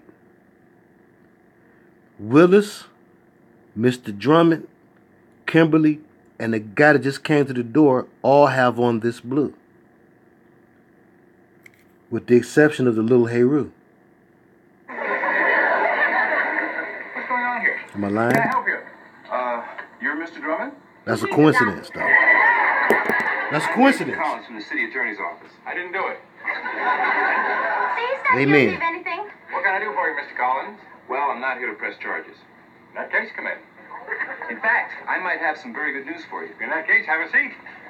You might turn out to be the owner of a valuable piece of land. In that case, stay for dinner. By the way, Right this is on, my Kangaroo family. Kong. My daughter Kimberly, my 2 sons, Willis and Arnold. Hello. Hi. Now, that's too freaky. Right? People who don't see signs and symbols, again, would look at this, gang goofy as ever. This more blue than a Crip barbecue, okay? Why? Let's see. Move and wait. Now, the orange, excellent. All right. The orange and the gold have a similar meaning in symbolism. Again, when I ask these questions, they're rhetorical and they're to get you to think. It's not because I'm trying to be lazy and get you to tell me an answer I don't know. The orange, like the sun, but a combination of yellow and red. The yellow being like the gold, or the perfected man is the gold, and the red is the fire of Lucifer. And so orange is often used to show a man combining with Lucifer, or this yellow and this red coming together, right? This perfected man and Lucifer actually having sex. So it would be a big thing, the Orangemen, Agent Orange. But yeah, the color coding of orange among the Brotherhood members. And then the royal blue, or the baby blue, the royal baby blue, or the also the vibrational frequency of calm in blue. Again, it's hypnotic. It can be a hypnotic thing, for lack of a better term.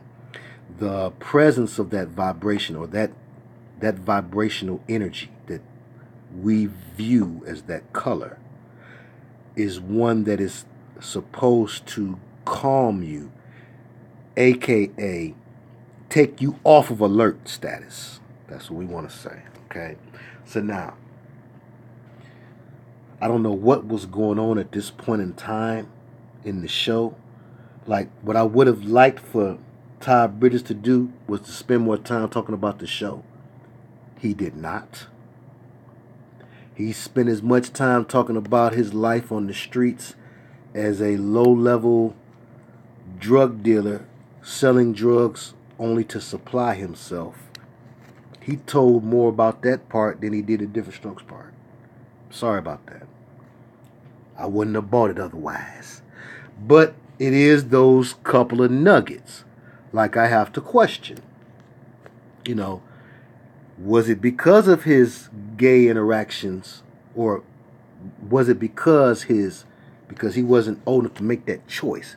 Was it because his publicist took advantage of him that he got to show different strokes in the first place? You know. And then how he said his father kept the publicist on. He says his mother wasn't with it. To her credit, she ran at the man with a butcher knife. She went in the kitchen and got a butcher knife and ran at him. When Todd finally got fed up, the man that came to their house or something to take Todd to some event or something, and Todd was fed up or feeling himself or whatever that day, whatever. And he told what the man had did. And he started beating on the man or something. And he said his mom didn't ask no questions. She went straight in the kitchen and got the butcher knife. It came right at the man. But you know, she didn't get him. She didn't get him. But anyway, she should have got him. There were interesting little things in there like that. Things to help to point you to Todd's state of mind. Because what I think is most significant about this show is how their mind states ended up. I think that's the greatest evidence to where they traumatized. You know, I would love to have gotten some tell-all something. But 2 of the 3 are not here to tell all. Not count Conrad Bain. I don't think he would have any incentive to tell. But for these 3, if for no other reason than redemption, oh, well, I'm not just a screw-up who screwed up my life. Do you know what they was doing to me on that show? That's what I'm talking about. But see, that's not going to happen. Unless Todd Bridges do it, it's not going to happen.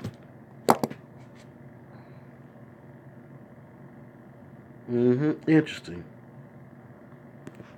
Interesting. Okay. Now, Chosen was, I'm pretty sure I've been stalked by a Mason or 2. Join the crew. I've been stalked by quite a few. I don't like to say stalked because it's like they're following me. I'd rather say that. Stalked is like, it's menacing. It's not menacing. Don't let it be. It's part of life. Look at it like that. It's part of life. Yeah. Birds tweet, wind blows, Masons follow. It's part of life. Let's continue. Now, I really want y'all to see this one here. And I'm not going to talk no more. Okay? Let's do that. I'm not going to talk no more. Because this is short. Right? Big nephew trading a place to stay. Let's do it. Now, you got to see this. You've not seen this one. It's banned. Now, I ain't gonna say no more else about it. Here it is. Now, here's the story. The city has this piece of land that we've been using for years, and recently we've had an offer on it. But as it turns out, the city doesn't own the land after all. The ownership goes back to the 1800s to someone named Heinrich Van Drummond. Really? Well, I know that our family name was originally Van Drummond. I'm not so sure about a Heinrich. Well, if you can prove there's a Heinrich in your family, that valuable piece of property is yours. Dad, do you remember Uncle Heine? Yeah, how could you forget Uncle Heine? I mean, you both are so close. All right. My sister Sophia's always been our family historian. She'd be the one to know whether there was a Heinrich. Mr. Collins, where is this land? It's up in Harlem. Harlem? Dad, maybe we've got the same roots. You know something? I always knew there's something cool about you, Dad. The land's almost an acre, and some developers offered the city $2 million for it. $2 million? What's on it? Gold? No, garbage. Whose garbage is it? Muhammad Ali's? For years, people have been using the property as a dump, but that's going to change. How come? Are you busting the garbage to a better neighborhood? Mr. Drummond, if you find some proof that you're related to this Heinrich Van Drummond, give me a call. For $2 million, I'll not only give you a call, I'll come over and tuck you in every night. Okay, everybody, put the rod over there. Arnold, you're holding your end too low. I can't help it. That's the way my end is built. How long have you had all this stuff in storage, Sophia? Since I was a young woman. Years and years and years. years ago. Sophia, are you sure you and Dad are related to that Heinrich Van Drummond? When I unroll this, I'll show you. Remember when I finished making out this family tree, Philip, and I realized I'd left my name off? And you joked and said I was off my tree. That was...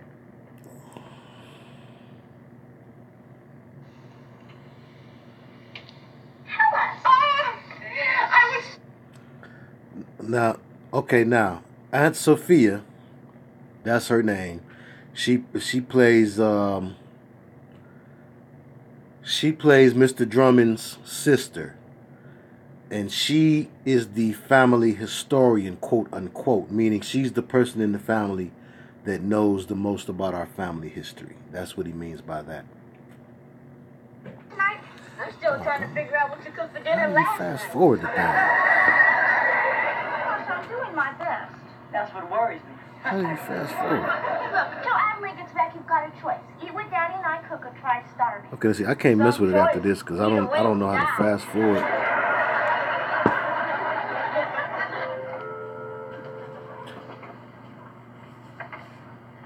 Hello, I'm looking for Mr. Philip Drummond. Really? Scroll at the bottom. Philip Drummond. This year? Oh, okay. Oh, that's the wrong way. Okay, so yeah, okay, all right. So yeah, okay, so the brother comes there. He tells Mr. Drummond about this piece of land. And now Mr. Drummond is trying to find out more about the land. Probably to a better neighborhood? Mr. Drummond, if you find some proof that you're related to this Heinrich Van Drummond, give me a call. For $2 million, I'll not only give you a call, I'll come over and tuck you in every night. So now we see Mr. Drummond's Okay, everybody, put them right over there. ancestry and You're history. holding your end too low. I can't help it. That's the way my end is built. How long have you had all this stuff in storage, Sophia? Since I was a young woman. Years and years and years ago. Sophia, are you sure you and Dad are related to that Heinrich Van Drummond? When I unroll this, I'll show you. Remember when I finished making out this family tree, Philip, and I realized I'd left my name off? And you joked and said I was off my tree. That wasn't funny.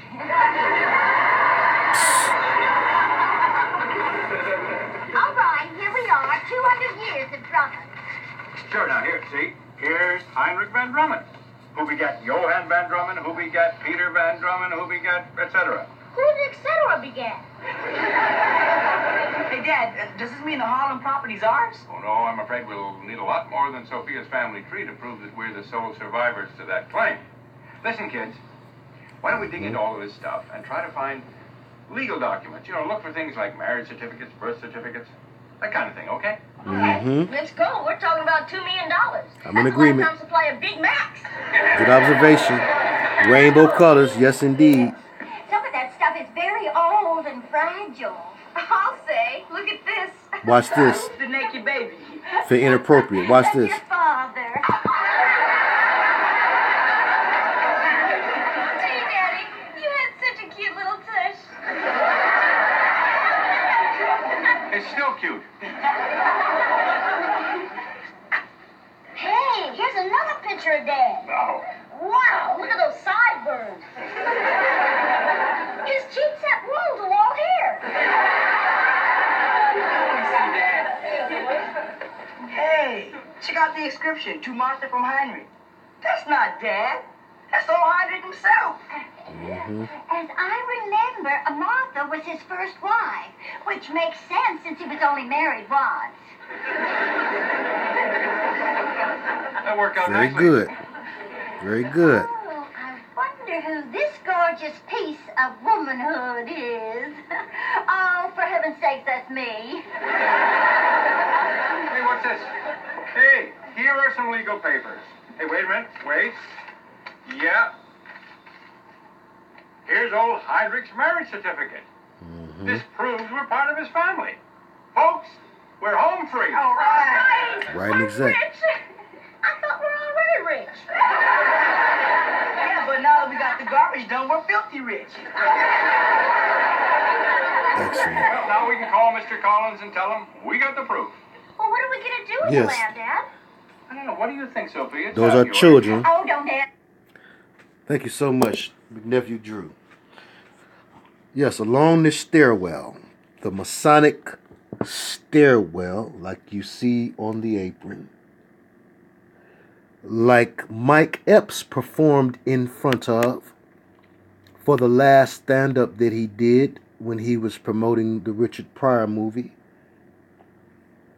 And it was an odd little setup. It was a stairwell. Mike Epps was dressed kind of tightish. His clothes was tighter than they've ever been before. It was Mike Epps after exposure to Oprah. Whatever comedy show that was, I can't think of the name of it offhand. If you said it, I would know it. But I saw the stairway, and I couldn't place in my mind what it reminded me of. No doubt it reminds me of that stairway right there in different strokes. But you're familiar with the Masonic stairwell. Well, as you go down this stairwell that leads from the boys' rooms down to the living room, right? Or it's a stairwell to heaven. Because when you go up those steps, you can engage yourself in, again, this is their point of view. You can engage yourself in the sex magic ritual that will allow for you to reach the gods.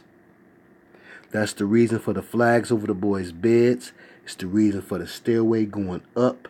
And you don't see the hallway. They go up the steps, and the next thing, the camera's in the boys' room. So the steps lead you directly into their room, where the prominent fixture in the room is not a television, it's the beds. Oh man, I'm too much. So let's see. Oh, touched something by mistake. Amen. That's right. Nephew Drew, right on. Right on. Sister Candy said vampires is what I see. Okay. Me, my first ex-husband handled all my money Right. matters. He was so smart. Don't forget the bathroom. Thank you. C. Foster. Thank you. Do you see what I see? Mike Epps' show I'm speaking of is Don't Take It Personal. Tell me I'm lying. That's the steps. It's to represent the same thing. And if I recall correctly, it's two pillars involved in Mike's stage situation. I may be wrong on that one point, the two pillars. But we know that it's to represent that. Those you go through the pillars and up the steps into heaven. Now, the bathroom. I thought about this too. As I watched the spanking episode, there are two season 1 episodes you can't find online. One of them is the spanking, which is deep. Okay. Yeah, right. Beds and the banners. Right. Okay. Arnold is always, not always. One of the running jokes on the show is that Arnold always has to go. And number 2 is what is implied.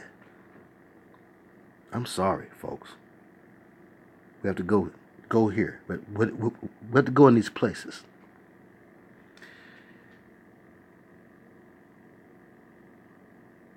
There's too much emphasis placed on Gary Coleman's butt. I'm ready to go. I'm through. Yes. Miss Garrett pats him on the butt. Mr. Drummond threatens to wear his butt out and bust his butt and things of that nature. The spanking episode, we have one contact with his butt. Conrad Bain pops him on his little behind on his way up the stairs.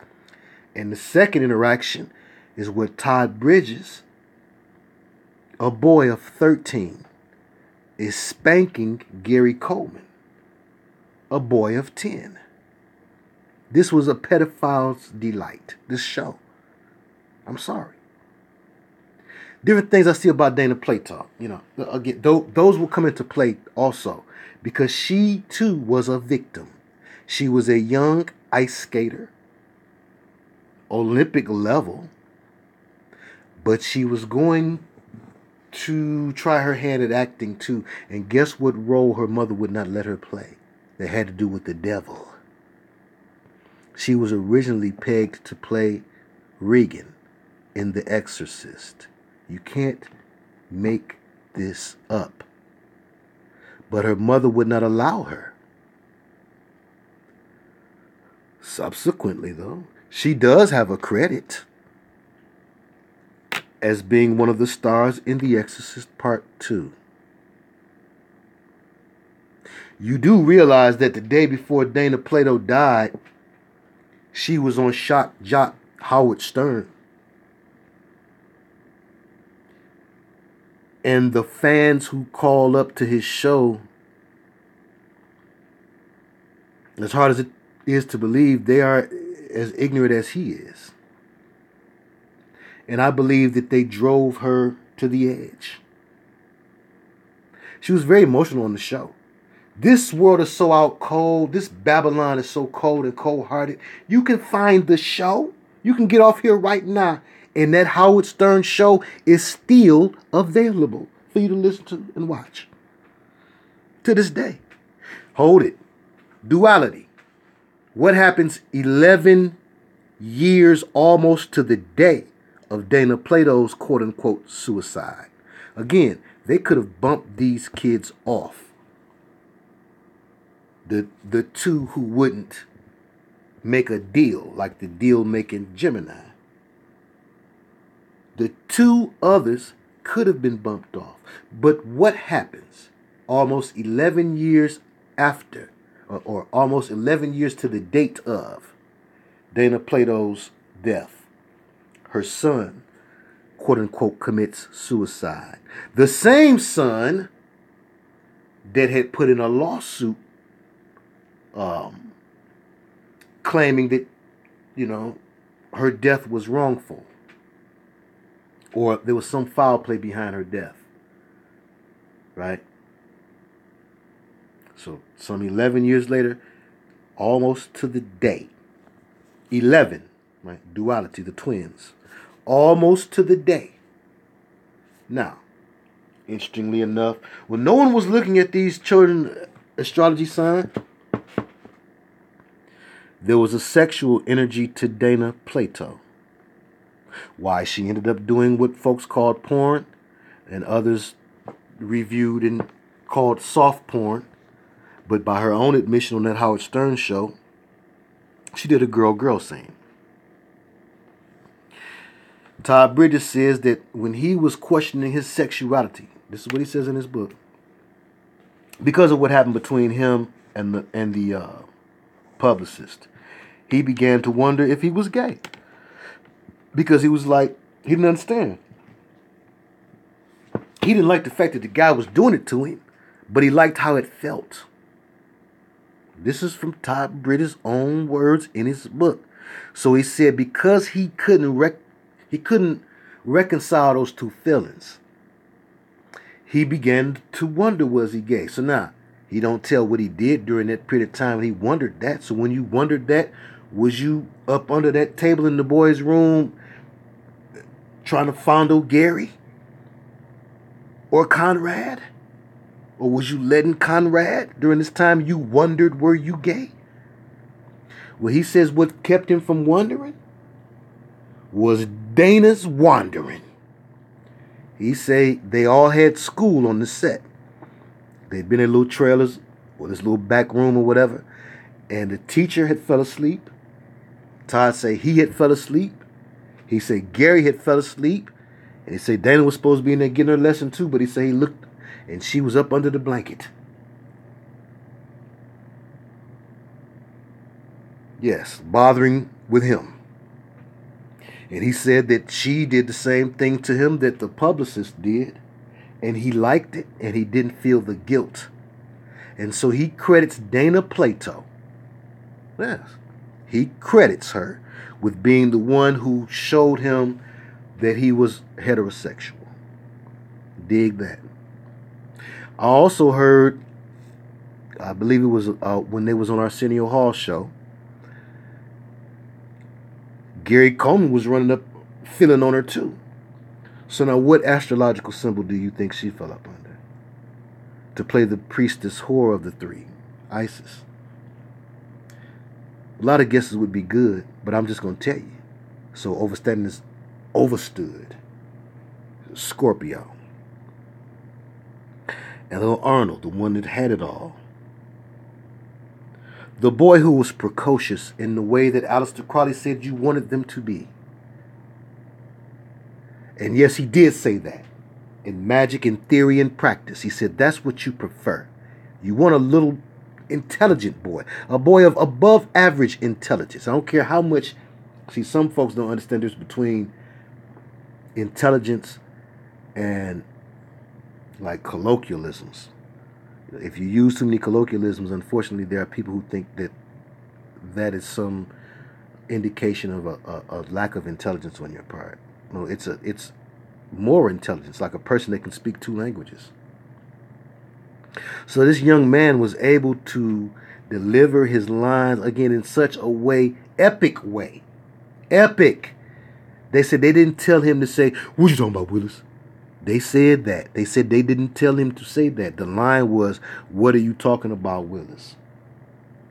And he took the line and put his little Chicago boy swag on it. So now, I say he was a genius. The boy was a genius. He had a movie that they let him star in, Gary Coleman, called The Boy with the 200 IQ. So he was this boy. He fit this description of this boy that Aleister Crowley said is the ideal boy to use in sex magic rituals. But let's continue now. I want you to finish this one. You got to get this episode. Okay? Because if it be a different strokes breakdown too, this will be foundational in it. And I thank you all. Well, I knew he'd go far, and he did. He was in Argentina when they caught him. Hey, Dad, I got an idea. How about building something on that land for the people of Harlem? Good idea, Willis. How about a combination Italian pizza parlor and soul food restaurant? We'll call it the Godmama. What did you have in mind, Willis? Well, when me and Olive used to live in Harlem, there wasn't any place to go. I mean, you had your choice to hang out in the corner or in your front stoop. Nothing to do but get in trouble. But I was thinking of, like a community center. Oh, are you suggesting that we would donate the property for that purpose? That's right. Willis, give away a $2 million piece of property for free? Have you been using your electric toothbrush on high again? Now, let me just say this. Let me make this observation about Gary Coleman's cuteness. And thanks for the folks that are in here. It's late, and I appreciate you. I thank those who show their appreciation by hitting the like button. Might not mean nothing to you, mean something to me. Now, the cute factor. First of all, a disclaimer. Gary Coleman was born in... Okay, the show came on in 1978. He was 10 years old. In 1978, I was 5 years old. He looked more like a 5-year-old, though. And in the interest of full disclosure, I had a funny way this show made me feel. The black and white part of it, because I grew up in a segregated atmosphere, that made me funny. But aside from that, I'm going to tell you this. We was about the same color. Everybody said I was smart. I had big, bright eyes. For some reason, I always had an afro like his with that big old part on that other side over there. Okay? And I was a little chubster. So I felt some type of way. Everybody pinching my cheeks and trying to compare me to him. Okay? I had to admit that. It wouldn't be right. I would have been harboring, holding on to those feelings and emotions while I do this. It used to pinch my cheek, pinch the mess out of my cheeks. So, that being said, it's 5:04. It's the 5:04, boy. What's up, Louisiana? Where you at? Okay, now. So, we're going to bring this one to a close after this episode. I think that's fair. But the cute factor. Hold on. Trey Dunbar said in 1988 he was 20 years old sitting on MJ's lap. I don't think so. I don't never remember Gary Coleman sitting on MJ's lap, but I do remember the copy of Gary Coleman that the networks decided was a good business idea because Gary had made NBC goo gobs of money. ABC came along and said, well, look here. We know this other little short black boy that we've been mind controlling for a long time, and his parents are with it. That's what happened. Okay, now, past the cute factor on Gary.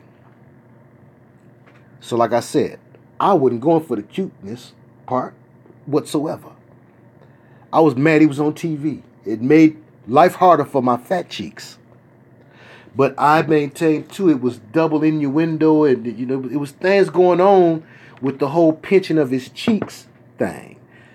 Now, the cute factor.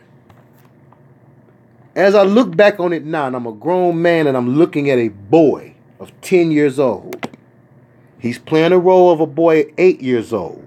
Again, I said that when the slave transfer first went from the mother belonging to Mr. Drummond to the two boys belonging to Mr. Drummond, the age that they gave for Gary Coleman was 10 years old, but for his character Arnold, was 8 years old. I'm adopting an 8-year-old. That's what he told Miss Garrett. So, there was something different in his little eyes. He was new. You can look at episode 1. You see the look in his eyes is like, it's that look of, I snuck in here. I don't know how long I'm going to be in here, but I snuck in here and I'm going to enjoy it. You see that in season 1. And people like to see that. It's what folks saw from Cardi B that they liked to see at first. Then it ceases being so much of a thing of, they snuck in here. To then it began to be a thing of pain. I could begin to see the pain. Tell me I'm a lie. I could start to see something different in his eyes. Right? From season 1, episode 1, I saw the grownness, that he was too grown. He knew how to deliver certain lines too well. Like a lot of kids in the ghetto can be too grown about certain things they be exposed to. But around the 4th season, the cuteness is gone, and the way he delivers the line has so much less heart and soul. Season 1, he's full of soul. The little boy got soul in season 1. By the time these other seasons is coming up, he don't have no soul. And I don't mean no literal soul. I mean the flavor that black folks have. Seems like he loses that. As also as the boys are supposed to be getting more refined as they're, living in a different environment and in a higher tax bracket and a better lifestyle. So Todd Bridges does his best to translate that. All while, ironically, he's getting worse and worse as a young man.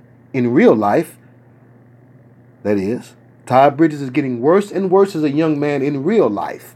But the duality, the art imitates life of it all, is that on TV, in fake life, he was getting better and better, doing better and better. And his Hollywood life would mirror the fake life of Willis. Because his Hollywood life, he was getting more and more popular. Janet Jackson was his girlfriend. He said Janet Jackson admitted she was his first kiss. That he was her first kiss. He was so big, he was on parades and stuff like that. He's at a parade sitting next to Kim Fields. It's a strange amount of connections we can make. Kim Fields was also a young person chosen to be at this parade. He's sitting there next to her, and he said, the parade slowed down to turn the corner. Some girl his age jumped up on the float, socked Kim Fields in the eye and said, "You with my boyfriend." So, again, it don't seem like it now. Todd Bridges was a big deal. But the way that his story was so Gemini-ish, the twist and the turn of it all, from different strokes to the mean streets to the life I always wanted is the subtitle of the book. How do you end up on the mean streets? Okay? So it's the ill part is so you was rich and then you end up going to the streets. On the show, you was in the streets and you end up becoming rich. Somebody's with me tonight. Oh, man, I'm through with y'all. Okay, we're going to play the rest of this. And then we're going to begin to wrap this up. Because I could go all kind of places with this. The Jackson family connection. Todd Bridges and Janet Jackson could certainly commiserate about one thing in particular, couldn't they? I told you his old dude was beating on him. He began, his family and the Jackson family knew each other. Okay, so now he's in the circle. Kim Fields, from time to time, is on the show Different Strokes. Of course, she will end up being popular enough on Different Strokes, or she's connected enough on Different Strokes to end up on a show with Mrs. Garrett, what we call Facts of Life. Kim Fields' mama is Chip Fields. Chip Fields played Janet Jackson's mama on Good Times, beating Penny. Maybe Todd Bridges, Janet Jackson, and Kim Fields, all three had something in common. Was Chip Fields playing a character that was a stretch for her? Or was she allowed to beat her friends or her friend family's kids? Some sort of elite swap type of deal. Did Janet Jackson really get beat? Why? Why would you say that? Because the shows themselves are Masonic theater plays. Real things really go on. When Bruce Lee's son was shot during the filming of The Crow, you think that was a mistake? You think that was a mistake. It was what was written for his character in this Masonic theater. Shout out to the Tupac Hoax channel. Them boys. They put in work. The editing is stupid. The presentations are great. I actually got my cousin to sit down and watch it. He watched about 2 or 3 of them. I think it was because he liked Tupac. But he was enthralled. Their presentation is one that keeps you watching. So if you're not up on that channel, also check them out. The Tupac Hoax, I believe is the name of the channel. I've turned folks onto it before. But I'll put a link in the description to my favorite episode. Because they have like 20-some episodes where they breaking down Tupac every which way you need for him to be broke down. If you're not deprogrammed from your Pacism, some of you are really Pacists. Not Baptists, you're Pacist. So if that don't break you out of your Pacism, by the time you through watching that, I don't know, you might be Bishop of the Church of Bishop.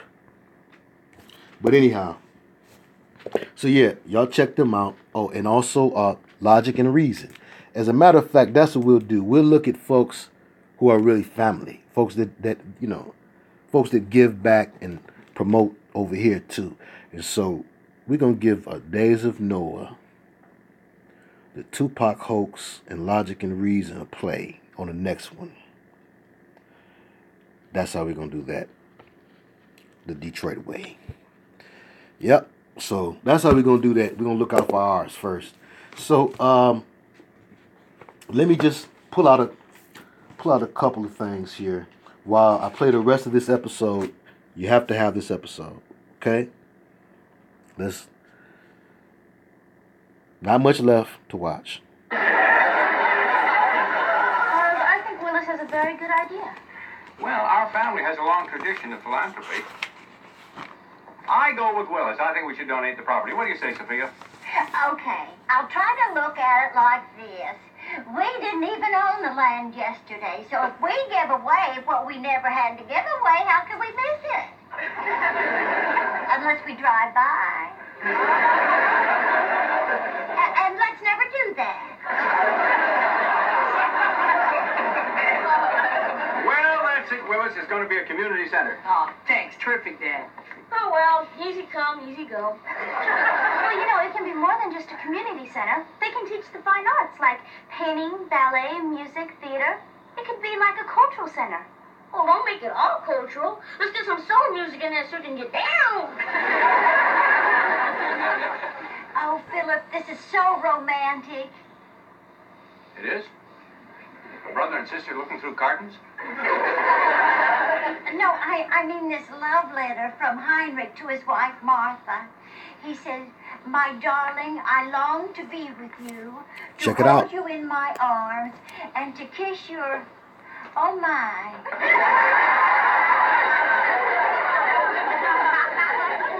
To kiss your oh my?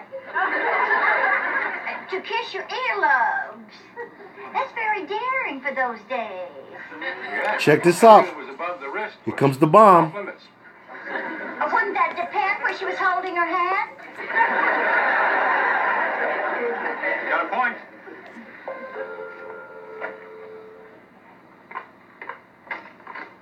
Hey, Mr. Drummond. Think about banality. Here's I, Oscar. Thanks. How are That bang. Fine, thanks. you? Willis is upstairs. Okay. Oh, this is my sister Sophia. This is Oscar. Hello, Oscar. There goes What's that blue. happening, my man? Okay, now. Okay, now. Oh, Philip, this is so Okay, now. The next important part is coming up, okay? romantic. It is? A brother and sister looking through cartons? No, I mean this love letter from Heinrich to his wife, Martha. He says, "My darling, I long to be with you, to hold you in my arms." Okay. All right, here we go. Here's the important part, starting right here. Okay, here we go. No jive. It's going to be a cultural arts center for the whole community. What do you think of that? All right, Mr. Drummond. It's good to see the people getting a piece of the action instead of getting aced out as usual. Hey, Oscar, there's going to be a big groundbreaking ceremony next Saturday. And Dad's gonna give a big speech. Great. Hey, let's go listen to those new records I told you about. All right. See you guys later. See you later, guys. That's a different Willis. He's refined now. He don't act the same as his character acted when he first got in the house. These old documents are so fascinating, aren't they, Phil? Understandable. Maybe we own Brooklyn. Now, these old pages are from a ship's log. The Mary Stuart, June 23rd, 1807, called at Barbados. Loaded 100 hogsheads full of rum. All those drunken hogs.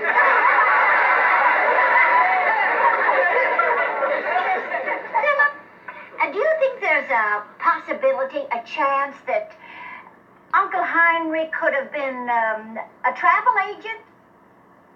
A travel agent. Running cruises for black people? How's that again? Here's one cruise for 200 Negroes. They stopped at a place called Wida and picked up 100 more. Let me see that. Right there. Sophia, God help us. He wasn't a travel agent. I'm afraid good old Uncle Heinrich was a slave trader. Oh, dear. That is despicable. A slave trader. And the property we're inheriting is in Harlem. Well, how will that affect the cultural center? Well, it might be a little like trying to open a kosher delicatessen in Saudi Arabia. I can't believe it. Uncle Heinrich. Slave trader, I can hardly bring myself to say it. Shame on Uncle Heinrich. He was a stinkweed in our family. Now, what's an interesting dynamic is the laugh track / applause sign. When a show is taped in front of a live studio audience, they have an applause sign that lights up and people know to clown and laugh and blah, blah, blah. They may even have various signs for different type of things. Like you be watching Good Times and say, ooh, okay, they might have a sign for that. Yes. You hear them lively crowds at Good Times or Sanford and Son. It's really people sitting there laughing. And, sometimes they laugh out of order, a little taste. But for the most part, everybody's laughing at the points and parts that the director or producer wants laughed at. This is taped in front of a live studio audience.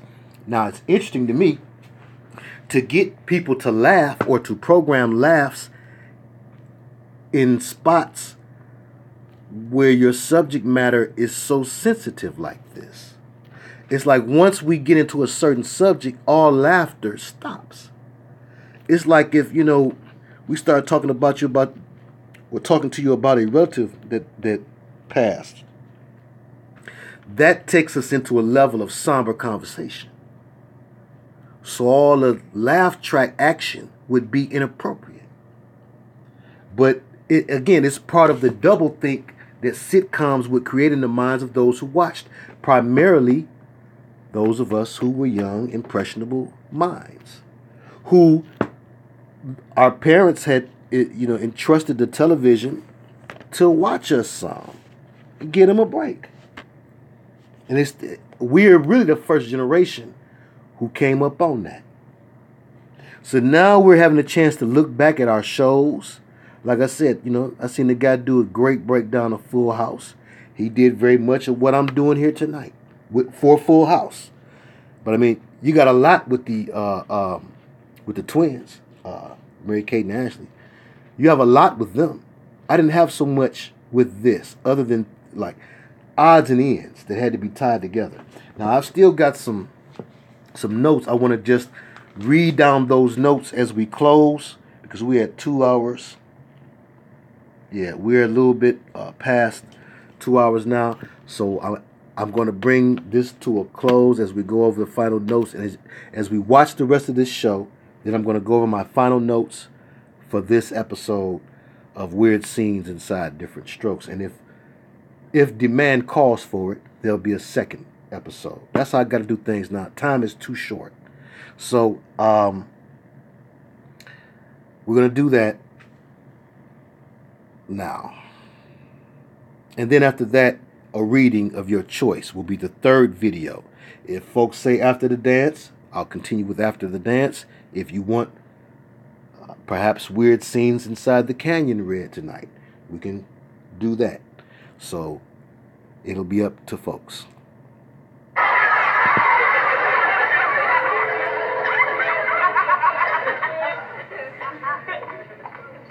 Yeah, Bob Saget is a rabbit hole. The man I need to see. Oh, this is my sister Sophia. She's half owner of that land. Okay, and one last thing too. Let me say this too about the nature of acting and rapping too. Bob Saget is interesting because if you don't know about his stand-up style, the first time you encounter it, it's going to throw you for a loop, and it's a bit like double-think mind control. Yeah, it is. The space that it puts your mind in, you're like, wait a minute, this guy was with those little kids all the time, in the bathtub, snuggled up with them, okay? This guy's got a wholesome image. Didn't he do America's Funniest Home Videos for many seasons? Many seasons that I watched, he was on there. But yet you find out he's a dark comedian. And dark to the darkest degree. Rudy Ray Moore and them ain't got nothing on Bob Saget. They wouldn't say things he said. Let me say that. Did you hear me? Rudy Ray Moore and Red Fox and Richard Pryor would not say, yeah. And you heard Richard Pryor's joke at his roast. Saget is the worst. But again, it's part of that. It's the paradox of TV. It's also the expression of duality and the nature of fantasy and reality. We buy too much into this fantasy as a reality. So as we see Willis on here, clearly with his eyes high, but he's talking more properly than he did on season 1. So what's the reality? Is he more proper and more distinguished now? Or is he not? Willis the character is, Todd Bridges the person is getting worse and worse. So that's interesting to me, that Bob Saget plays the role of something so clean and pure and square and nerdy, when his comedy interactions are nothing like that. I think that's interesting, and it has to do with the hermetic quality of Hollywood, of the Hollywood magic, the hermetic nature of it all, the Hermes nature of it all. Seen?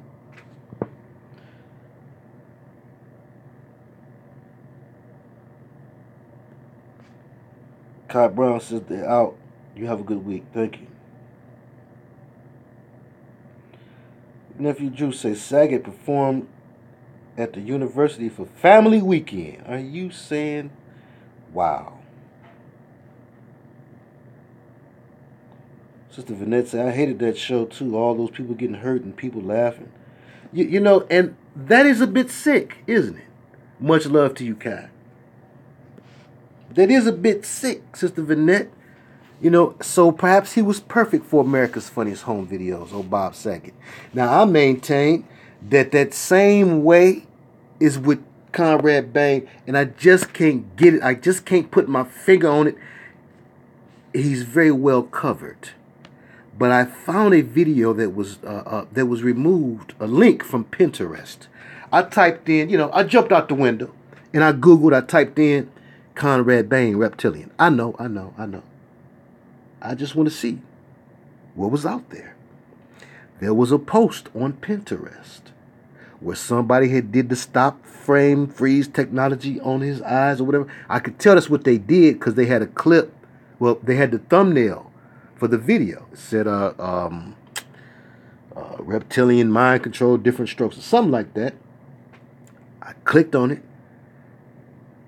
It says video no longer available. So it's okay. So I found absolutely nothing out here outside of what our sister Natasha, she put me together. She gave me what I needed. She gave me the little thread I need to pull. The connection to the Rothschild family. I believe it was through Conrad Bain's daughter, I believe. Yes, that's good enough for me. So we do have something. But I'm looking at Conrad Bain in a similar vein as Bill Cosby and Bob Saget, right? Now you understanding this hermetic thing on TV, right? Now you understand why Slick Rick played the role of, like, you know, it was a moment I feared. Like, you know, he's the rapper that's scared and, you know, he ain't gonna do that to nobody. Lordy, Lordy, on and on to keep y'all in health, just to see you smile and enjoy your, non-threatening. He's the first rapper I knew that went to jail for murder, for shooting his cousin or something along that line, who he said was trying to set him up. But my point is this, it's the nerd, and again, you can't tell me Jay-Z not a nerd. I don't believe you. I don't care what you say. It's the nerds that want to be cool, and it's the cool dude. Barry White wanted to be smooth. He was a gangster crip. He didn't want to be like that in front of people. You don't understand the nature of things. So I'm telling you, I believe it's the same thing with this whole Conrad Bain. I believe, and again, only got so much to pull as far as thread work here, but I believe that Conrad Bain's along the same lines as a Bob Saget. And I got Conrad Bain's dressing like a faggot. I do. I have that. Okay? I have him also endorsing a New Age technique, a New Age healing technique. And that was about it. But yes, he's advertising some New Age healing, straight up advertisement. He's sitting there talking, and he sounds like he's being sincere. He's talking about a friend of his who had just recently lost her husband, and then turned around and she lost her mother, and so she was trying to find ways to heal. He didn't have no prayer advice for her. But it's this technique. Wait a minute. I got to find the name of this technique right quick. It's a technique. It's some kind of touch therapy technique thing. That's what he believed in. He turned her on to it. Or at least he's endorsed. Yeah, he turned his friend on to it whose husband had just passed. And he's endorsing it. So maybe we'll look at that too before we go. But we got to get through this episode here, right? We've got to get through this episode. Okay, so let's do that and then move forward. Right, evil under the skin, fake in front of the camera. And, you can be your best self. You can be your residual self like Morpheus was teaching Neo when you go inside the matrix of TV. So the self you always wanted to be. You can't tell me Barry White was no ladies' man running around South Central with a curl, sweating it out, a bucket of chicken in the other arm, a hubcap up under his other arm. No, he didn't want that. I want all the ladies to fall out over me, and I want them to throw their panties at me. I'm telling you. And then there is also like what I like to call the Masonic reward. The best way I can put it is, the Holy Spirit told me Shantae Moore was a Masonic reward for Kadeem Hardison. And that's all I can tell you about it. Another one. Kind of. I get that feeling, but it's not exactly that concerning Beyonce and Jay-Z. And I say not exactly that because I believe Dwayne Wayne really wanted Shantae Moore. Now that love has taken over him. But I don't believe that Jay-Z really wanted Beyonce as much as wanted what she represented. It's just a theory. Again, that rabbit hole stuff.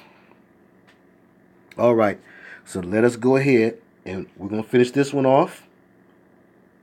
I'm going to go down through these notes and then we're going to move on to the next one. On to the next one. Nice to meet you. How do you do, Mr. Collins? I've got great news. I've been busy these last few days, and your project has really caught on. We've already lined up 3 councilmen for the groundbreaking. That's right, Kangaroo. We've got some very prominent black artists and musicians, and there's a good chance we're going to get the mayor.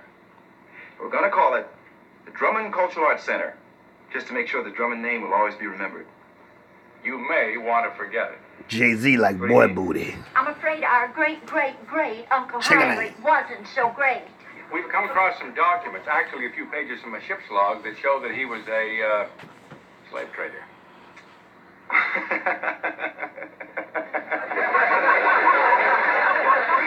For a minute there, I thought you said slave trader. I did. Oh, boy. Will that be a terrible problem, Mr. Collins? I hope not. I don't think most people are going to give a hoot on the land 150 years ago. But on the other hand, there's always the extremists. They're a small group, but very vocal. The extremists? I don't believe I've ever heard any of their recordings. It ain't Memorex. Do you think they will cause trouble?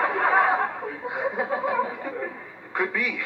They might exploit the issue for their own purposes and wreck the whole project. Dear Philip, what's going to happen to the cultural center? Good question, I don't Sister know. Vanette. What is your advice, Mr. Collins? Mr. Drummond, I grew up in Harlem. And I know how much that center will mean. Okay, now hold on. See? Let me drop one more. Did you hear this man's last name? And yeah, I forget, but it was some significance. When the first time I taped this off the Big Booty TV, I didn't tape the credits. I said, well, what do we need the credits for? Holy Spirit said, go back and look at them. I don't remember what I saw. But I think it's either his real name. No, maybe just his character name. His name is Collins. Okay, I think that's where the connection came. I didn't realize it until I looked at the credit again. On the show, this man's name is Collins, and this man's name is Drummond. He's black, so that's throwing you off. He's blackish. But let's just go with the last names. His last name is Collins. Somebody. There you go, Sister Candy. She got it. She got it. The rest of y'all ask her. That's how that goes. That's how you get to know each other. She got it. She understands exactly what I'm saying. Thank you. All right. Rabini Rastaban. That's what I'm talking about. That's what I'm talking about. You got it. Collins. Uh-huh. Right on. Dark Shadows. Okay, there we go. Okay, Sister Vanette. That's what the Sharper Knives crew is in the house. Good. I thought y'all had ran away. Okay, good.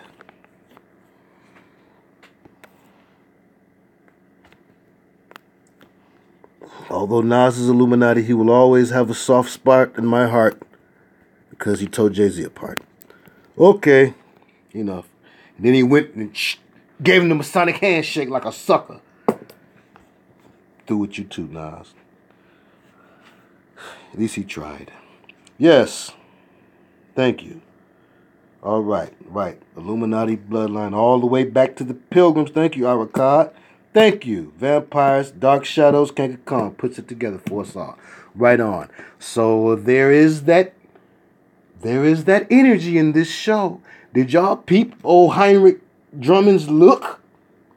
Didn't he look like he could just turn into a bat right quick? He had to look. And Mr. Drummond, Conrad Bain is the model for the picture, okay? Anyway, come on. This is almost done.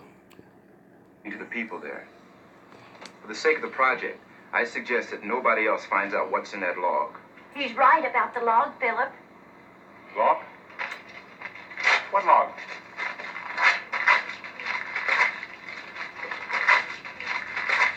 I should ask you that.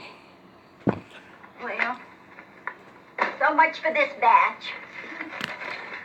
Good. We're almost finished. I don't want the kids to come across anything about Heinrich. I mean, I'd be mortified if the boys found out that one of our ancestors bought and sold their ancestors. That's it.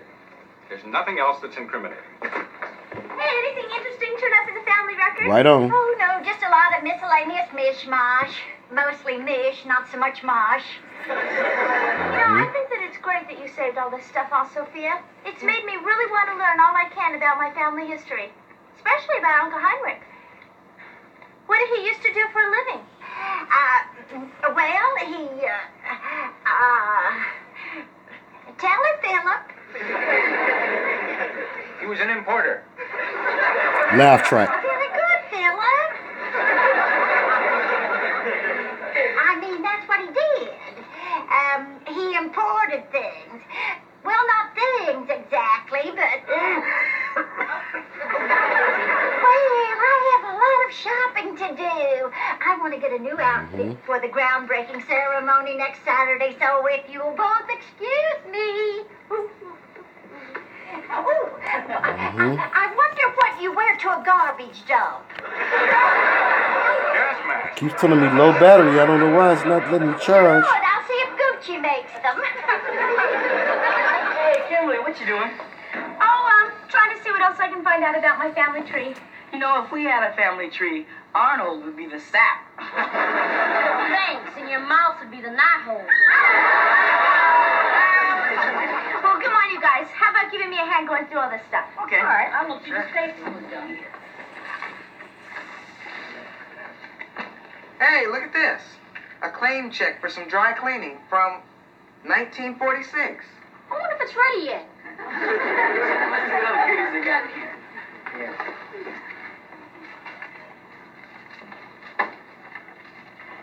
Hey, here's a letter from Uncle Heine. Whoa, you sure know how to get... Shoot. The blue and red and the blue and gold, right?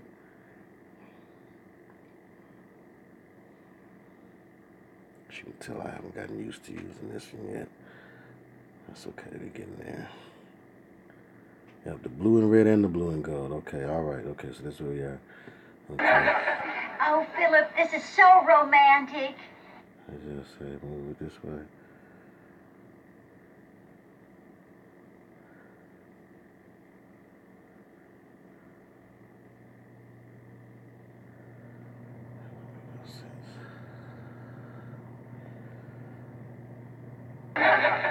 Oh, Philip, this is so romantic.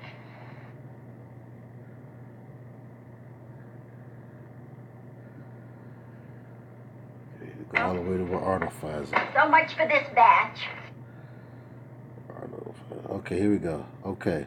All I was going to do was point out both the numbers and the colors. Number 8, 80, 8 plus 0, and then again with the gold and blue again.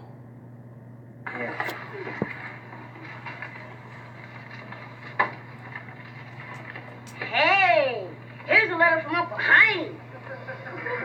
Whoa, you sure know how to get down. Listen to this. My darling, I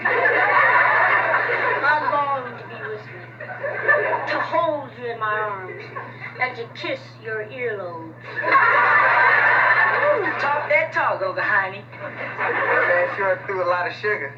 I bet they called him Honey Mouth Heine. Infinity and Saturn. There you go. Lucifer forever. That's the easiest thing to remember. 8 is an infinity sign on And the that side. day is fast approaching. Our voyage has been a successful one. We have already gathered up 200 prime Negroes, Say what? and as soon as we round up 100 more, we... They've already gathered up 200 prime Negroes. And as soon as we round up 100 more, we shall set sail. For rich harvest, we shall bring an excellent price when the Arcadia drops anchor at Charleston. What's the Arcadia? It ain't the love boat. Arnold, Dad's ancestor was a slave trader. What you talking about, Willis? That's disgusting. So that's how your Uncle Heinrich got rich and bought that land in Harlem. By selling our people into slavery. Gosh, you just wait till Daddy hears about this. He's really gonna freak out. Dad's gonna be madder than we are. Yeah, and he'll shake Uncle Heine's butt right off the family tree. What makes you think your dad doesn't already know? He's no different from the rest of the rich people. They don't care who has to sweat Right. and bleed to Okay. gain their bread. Okay. Robbie Da. Right on. Oscar, you better watch your mouth before somebody puts my fist in it. Now, Oscar, you've got that all wrong. If he knew, he would tell us. Dad, I gotta talk to you. No, Willis, I think you're too upset to do this. It's going to take a little tact. Then let me handle it. I'm a little less tact here. And what? Well, I hate to mention it, but... Oh, the heck with tact, Daddy. Your Uncle Heinrich was a slave trader. What made you say that? It's right here in this letter that Honey Mouth Heine wrote to his wife. Oh, boy. This is one letter that we should have finished reading. Daddy, you mean you knew? Yeah, I'm afraid that I did. Man. I rest my case. You know, if the people found out about this, they wouldn't want the center. You're wrong, Oscar. I'm wrong? Mr. Drummond, you're about as wrong as a man can get. I'll check you later, Willis. You know, Oscar was right. You weren't gonna tell us, were you? No, I wasn't, Willis. As a matter of fact, we're not going to tell anybody. Now, we gave this matter a lot of thought, your Aunt Sophia and I, and we discussed it with Mr. Collins, and all three of us agreed that the cultural center is far more important than this blot on our family history. You mean buying and selling other human beings is just a blot to you? Oh, Willis, I don't think Dad meant it that way. I certainly didn't, Willis. Come on. You can't possibly think for a minute that I could defend slave trading? But you're still going ahead with the culture center, aren't you? Willis, try to understand. It isn't important where the land came from, but what good we do with it now. That's a good point, Willis. Well, if it isn't important where the land came from, why not tell the people instead of hiding it? That's a good point, Dad. Willis, there are lots of people out there who are looking for issues to exploit. They could use this information to kill the project before we could even get it started. That's a good point, Willis. Arnold, whose side are you on? Both. I just want to be loved.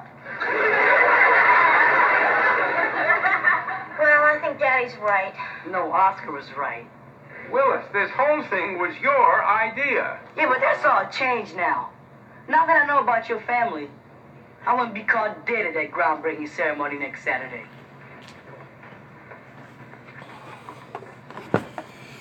And there's the 80s run up the stairs that kids used to do. Used to wonder how kids could run up the stairs on them sitcoms. My mama been on my tail like white on rice right behind me. I had to run faster. They be trotting up the stairs. They say something, and it's not fair, Dad. And they go trotting up the stairs. Like, man, please, you ain't running fast enough. Anyway, Kobe Brewster, Holy Spirit talking through him. Remember one time Kobe came in here and gave us a triple, right? Kobe Brewster, you are on point. I was just thinking about I was going to say that. Gary Coleman said when Willis and Mr. Drummond was going back and forth, Gary Coleman's line was, I just want to be loved. I guess Willis asked him, whose side are you on, or something like that. He said, I just want to be loved. That's another big part of the Masonic theater, the Masonic play. We give you some lines to say that really have something to do with you and your life. Todd Bridges said they did that on the Bicycle Man. He didn't word it like I'm wording it, but he said it was a hard episode for him to do, knowing what he himself had secretly been through. This is what he said. Have y'all ever heard about Papa was a Rolling Stone? I think it was Norman Whitfield had written in the real date that whoever was singing lead at the time, whoever's daddy had really died, that was the day that my daddy died. They used the real date. We've talked about it before. Brother Jeffrey Jones had gave me the writing exact on it. But you've heard about big-time Hollywood directors firing firearms, live, real rounds on the set, just to kind of, randomly, when you least expect it, just to kind of keep everybody on pins and needles if you're shooting a film of suspense or a thriller. You need that nervous energy from the actors. That's a hard thing to feign.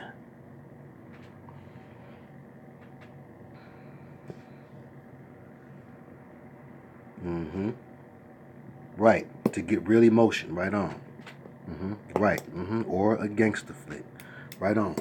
Now, I think that we can close this one down, because now all I got to do is tell you how it ends. Do you see the color code again? Anybody? Blue and gold. Again, unless it was a U of M Wolverine in charge of wardrobe for the show. Wardrobe and props then, right? Because somebody's consciously sticking to blue and gold. When Arnold has his birthday party, which, if it's a part 2, I'm coming in right where I'm leaving off at. Arnold's birthday party, he dresses up like, he says he's dressed like Prince Charming. It's an Arabic or a Middle Eastern or Islamic flavored sultan type of hookup that he has on. But it's blue and gold with the fleur-de-lis on the chest. And the duality of it is the little girl that he invites to his little birthday party or whatever, she invites another boy. And the boy shows up wearing the same exact blue and gold costume as Arnold. So, but anyway, this one ends by, it's almost over. Good morning. Yeah, even Arnold. Hey, man, I said I wouldn't go and I didn't. Yeah, I'm really disappointed in my dad. Guess who just walked in? My sister and little Benedict Arnold. Yeah, I'll check you later, man. Bye. Willis, you sure missed a terrific groundbreaking. Big deal. Orange It shirt. was wonderful. Dad got a big ovation for his speech. She's often in pink for the room. No, from the whole crowd. It was a standing ovation, and not just because there weren't any chairs. Sure. And here's the end. Gentlemen, you know, it gave us a good feeling when we found out that we owned this property.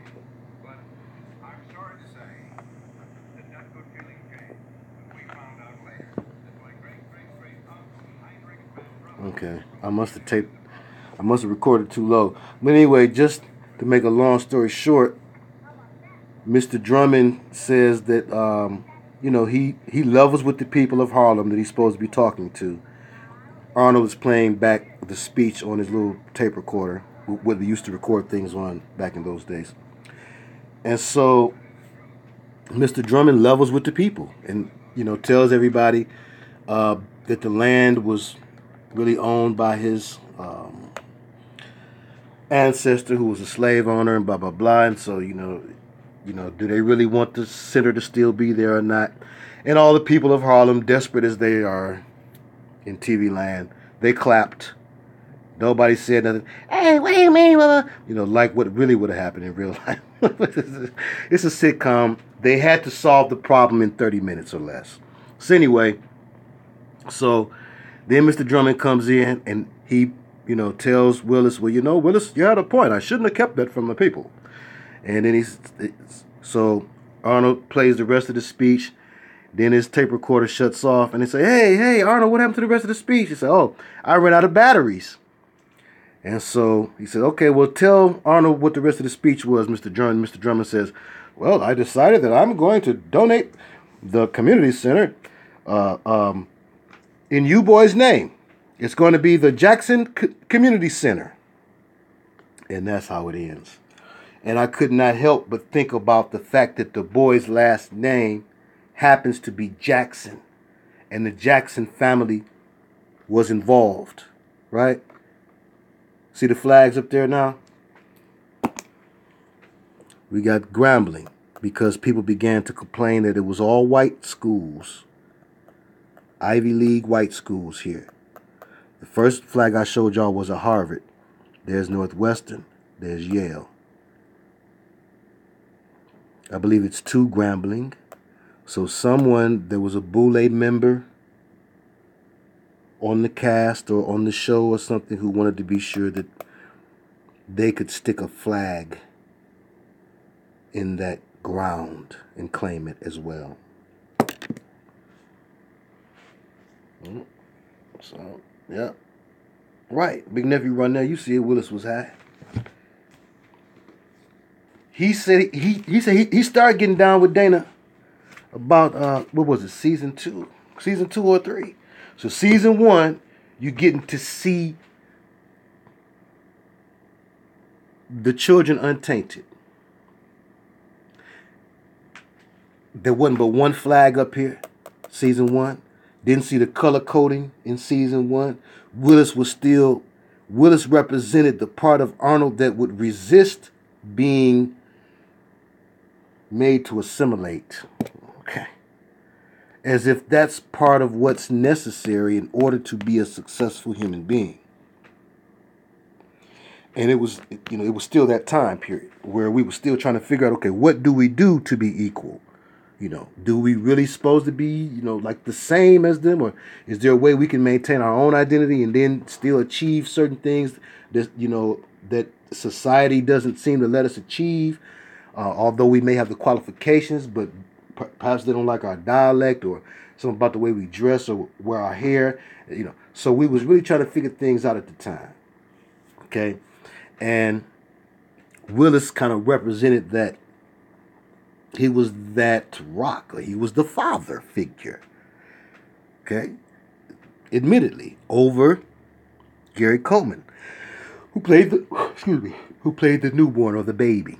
They carried this young man. I mean, when I was young and I used to hear about his complaints, I've even heard him make a couple of complaints when I was young. And I thought to myself, like we always think when we are young and dumb. And I said, man, he's tripping out. Ain't no way anybody took all that money from him and blah, blah, blah. He's got every right he had every reason, to be a bitter little man. Think about this. Would he have been as sick as long as he was if not for the show? On the low, did they really want him to grow? Man, y'all. Todd Bridges said they had the dialysis hook up on set. Todd Bridges said one time, he said he had a bad cold or something, he said, and his mom came up there and fussed at them because they was trying to make him work when he wasn't feeling good. He said he wished Gary's parents had been like that. It's like they was pushing him to work, and like he felt like a burden. Like, in order to get my family up out of poverty, I got to keep going. I got to go hard. And he had that about himself. It appears until he just about croaked. He talked about how he wanted to work, and how he, and you know, it's so sad, man, that like we don't give this young man any respect, you know. But we'll say poor Michael was done wrong when he was a boy, blah blah blah. I don't have nothing bad on Gary Coleman, outside of how he was done. He's a total victim. You know, I'm not saying nobody's perfect, but he was a child. He was a little boy. Everybody thought he was so cute. He pinching his cheeks. But when he really needs somebody who was there, everybody threw him to the side. Like, oh, man, you one of them crazy child stars. If you listen to the levels of lines that they gave him, and it's not like he wasn't a grown man playing a boy. He was always like 2 or 3 years within his age on the show. Well, not always. When it started off, he was a 10-year-old playing an 8-year-old. But to be a 10-year-old and to be able to deliver as intelligently as he did, it was a phenomenal thing. And it would have been applauded. The same way they was applauding me because I was smart in school. I knew witty things, blah, blah, blah. Oh, it's cute. People support you. They push you to get behind you. You're the smart kid. You know, that don't last forever. Gary said he started realizing how his whole thing was based on these cute lines, these cute, precocious little lines. And he was like, he was too old to say those lines and think those lines. That's when they brought in Sam. Remember the little white boy that was his brother? Mr. Drummer was about to get married to the chick from Designing Women. It's interesting there. Something interesting there. But we've got a lot. We've got a lot to go on. We've got a lot to go on. So I think I'm going to end the presentation right there. Speed through these miscellaneous notes like we did on the last video. And then move on to the reading for the night. The night reading. And the night reading can be after the dance. It can be thanks for the memories. It can be weird scenes inside the canyon, if you like. I've got a couple of more here to choose from. But I'm just going to put those on you for now. So we'll pick between those three.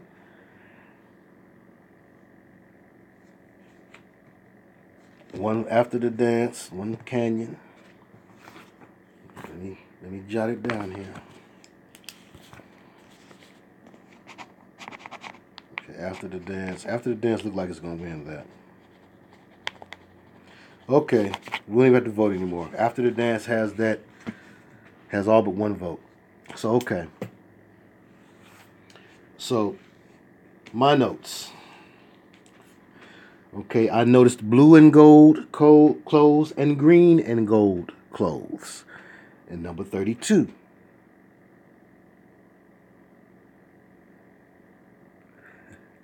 Thank you, Queen Hebrewish, for hanging in as long as you did. I really appreciate it. The numbers on the jerseys with no name. The significance of the Masonic chessboard, black and white, mind control play, as it was played out in different strokes, redefining or reinforcing certain stereotypes and roles within race, and how Americans view those roles and those stereotypes. It either reinforced those or it readjusted them, depending on who you ask. The spelling of the title, different strokes. The term different strokes means, well, different thing. We all want to do something different. I like this, you like that, blah, blah, blah. Okay, that's a new world order. Do it till you're satisfied. Do as thou wilt. Philosophy. We're looking at things. You make a contraction out of the word, oftentimes to notate when we are saying something. When you read certain literature, or required literature like Huckleberry Finn and stuff like that, when the attempt is to try to mirror our dialect in your writing, that is a common way to do it. That is to purposely leave out letters. The implications of that are many. The meanings of that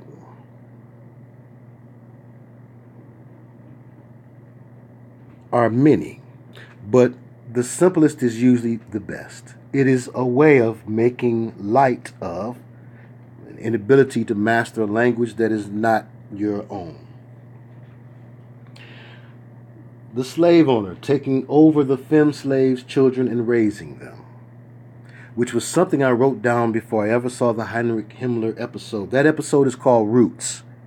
You won't find it on YouTube. I talked about the rainbow on Willis's back pocket on the bedwetting episode. That was predictive programming. That was the episode Arnold kept wetting the bed. Or he was wetting the bed, or he wet the bed, and he wanted to keep getting the attention from making them think he was wetting the bed. Whatever. LaWanda Page, Aunt Esther, plays the boy's cousin from Detroit.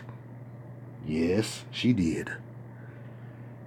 And she reinforces that Drummond is better to raise the children than their dysfunctional black family. Yeah, Grady is on the episode too. Another swindling black family member trying to take away the boys from their new beloved adopted dad. Yeah, Grady played one. The second time it was Grady. The first time it was Aunt Esther, LaWanda Page. She had to let it be known she's supposed to be from Detroit to come and take care of the boys. Then you have naked children statues that line the stairs. Yes, the little cherub, the little angel babies with the bare naked booties, right? That is sick symbolism that has to do with that Crowleyan sex magic and that desire for love with a little boy. What do a little baby know about love and who to shoot the arrow at? Baby shouldn't have a gun. Baby shouldn't be worried about love. Baby should not have projectile weapons of any kind. Huh? Especially ones with sharpened edges. Okay. The show starts with the view of the two pillars. The two pillars in New York at the time, the World Trade Center. So the show begins with the start of the two pillars, and it takes you inside the house. The only time you spend outside the house is when the show comes on. In general. I know sometimes they went outside the house. But they go from the two pillars of the Twin Towers into their room. Up the stairs. Into the upper room. Right? Where they find the promised land. Where they want to plant their flag. Where these two little boys are there in the bed. Dana Plato on Howard Stern the day before her death. Okay, we mentioned that. Her son dies 11 years later. Like Bobby Christina's alignment with her mother's death, that too is part of the Masonic play. In the beginning, the boys called Drummond Mr. D. Do I need to stretch and go on there? In the beginning of the show, the boys called Drummond Mr. D. Okay. Drummond, Illuminati family name. Famous examples of it. Big Nephew gave us one, the Drummond Light. I gave you another, the Detroit Piston, who happens to not be white. But he probably got his last name from Slave Master like I got mine. So, the Jackson 5 boys were being molested by stars. And then you have Arnold and Willis Jackson, the name they give the boys. Then there's the Bicycle Man episode and all the nuances within it and not so subtle things within it. Then you have Conrad Bain, who was a twin of Maude fame. On Maude, the character that he played was named Dr. Harmon. You think I'm making this up? Dr. Harmon. We just talked about the Hermetic, Hermes, Gemini, Juno, Genie, Genius, Janus. He is a twin. He played Dr. Harmon, spelled the same as like Mark Harmon, or Mark of Hermes. But Dr. Harmon was, of all intents and purposes, kind of an antagonist on Maude. So, in essence, he got to play a good guy this time around, quote unquote. Bad guy turned good. For some actors, they like that. We don't know, but perhaps behind closed door, Denzel Washington was tired of playing the hero. There's something in their duality about that. You don't want to do too much good, because then you haven't satisfied the need to balance out with bad, which really are relative things. Positive and negative energy should be equal. So it's as if, okay, I put so much green energy out there, so much positive energy. I play the hero so much, I don't want that to have a negative effect on my karma. I need to balance that out now, son. I need a couple of villain roles. Sounds crazy to you and I. Okay. On the show, there are two pillars that lead into the library, where you bury the lies, which was the place where, when it was whoopings to be handed out for some reason, Mr. Drummond would tell the boys to come into the library. Okay. Gary's ability to remember and say his lines and his comedic timing was indicative of MK Ultra mind control programming. Okay. So Danny's covert racism. Willis blocks traumatic memory. MK Tutor. Willis blocks traumatic memory. Oh, okay. Okay. All right. That was from an episode. Okay, yes. Race was highlighted on the episode, not swept up under the rug, which I'm not saying is a bad thing at all. But the way it was highlighted was, again, so as to readjust and redefine certain norms and ideas that people had concerning race for a long time. Okay.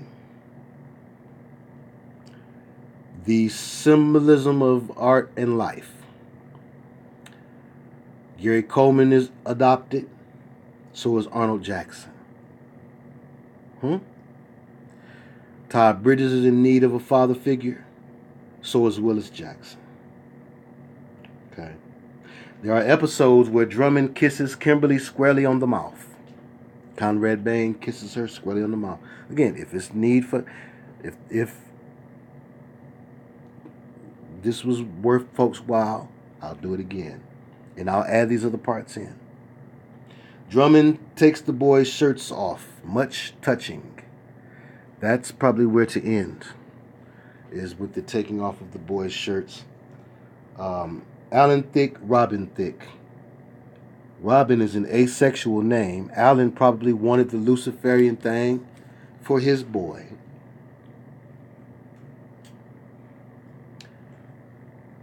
Batman and Robin. Yeah. The gay connotation of the name Robin, even when it is a male. Robin Williams.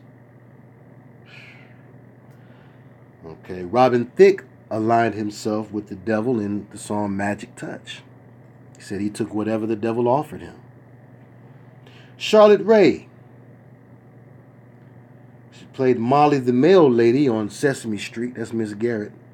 But her husband left her for a man. It was devastating to her. It was traumatic. Okay. Todd Bridges and Corey Feldman actually were in a movie together. I neglected to write down the name of it, so that I shouldn't even wrote that down at all, huh? I must have forgot. Then also, I had to jot down or make a note to myself to recall Ice Cube. Ice Cube gave Todd Bridges a rather unflattering shout out in the song Bird in the Hand, which has a Sesame Street reference. Interesting how this stuff connects. Okay. In Bird in the Hand, he talks about selling drugs. Ice Cube is talking about selling drugs. He's playing the role. He's an actor too, a Gemini actor. And that's why he had the album Laugh Now, Cry Later. But Ice Cube as an actor is playing the role of a drug dealer. And he's going through the thought process that character would have. And he was talking about how he would be selling, so now I'm selling crack to the corner house snitches. I'll say that. Miss Parker, Lil Joe, and Todd Bridges. And anybody that he know. Todd Bridges had become somewhat of a notorious dope fiend. Sadly enough. I mean, by his own admission. All the other dope fiends knew him. They knew him. Hey, Willis. Sometimes they'd call him Willis. And one of the dudes that, was a lower level crack dealer that he was buying crack from actually liked the show and took a liking to him and let Todd work for him. So that's how Todd became an actual drug dealer enforcer after having a career on Different Strokes. Don't that blow your mind this time? Don't that? Okay? Now,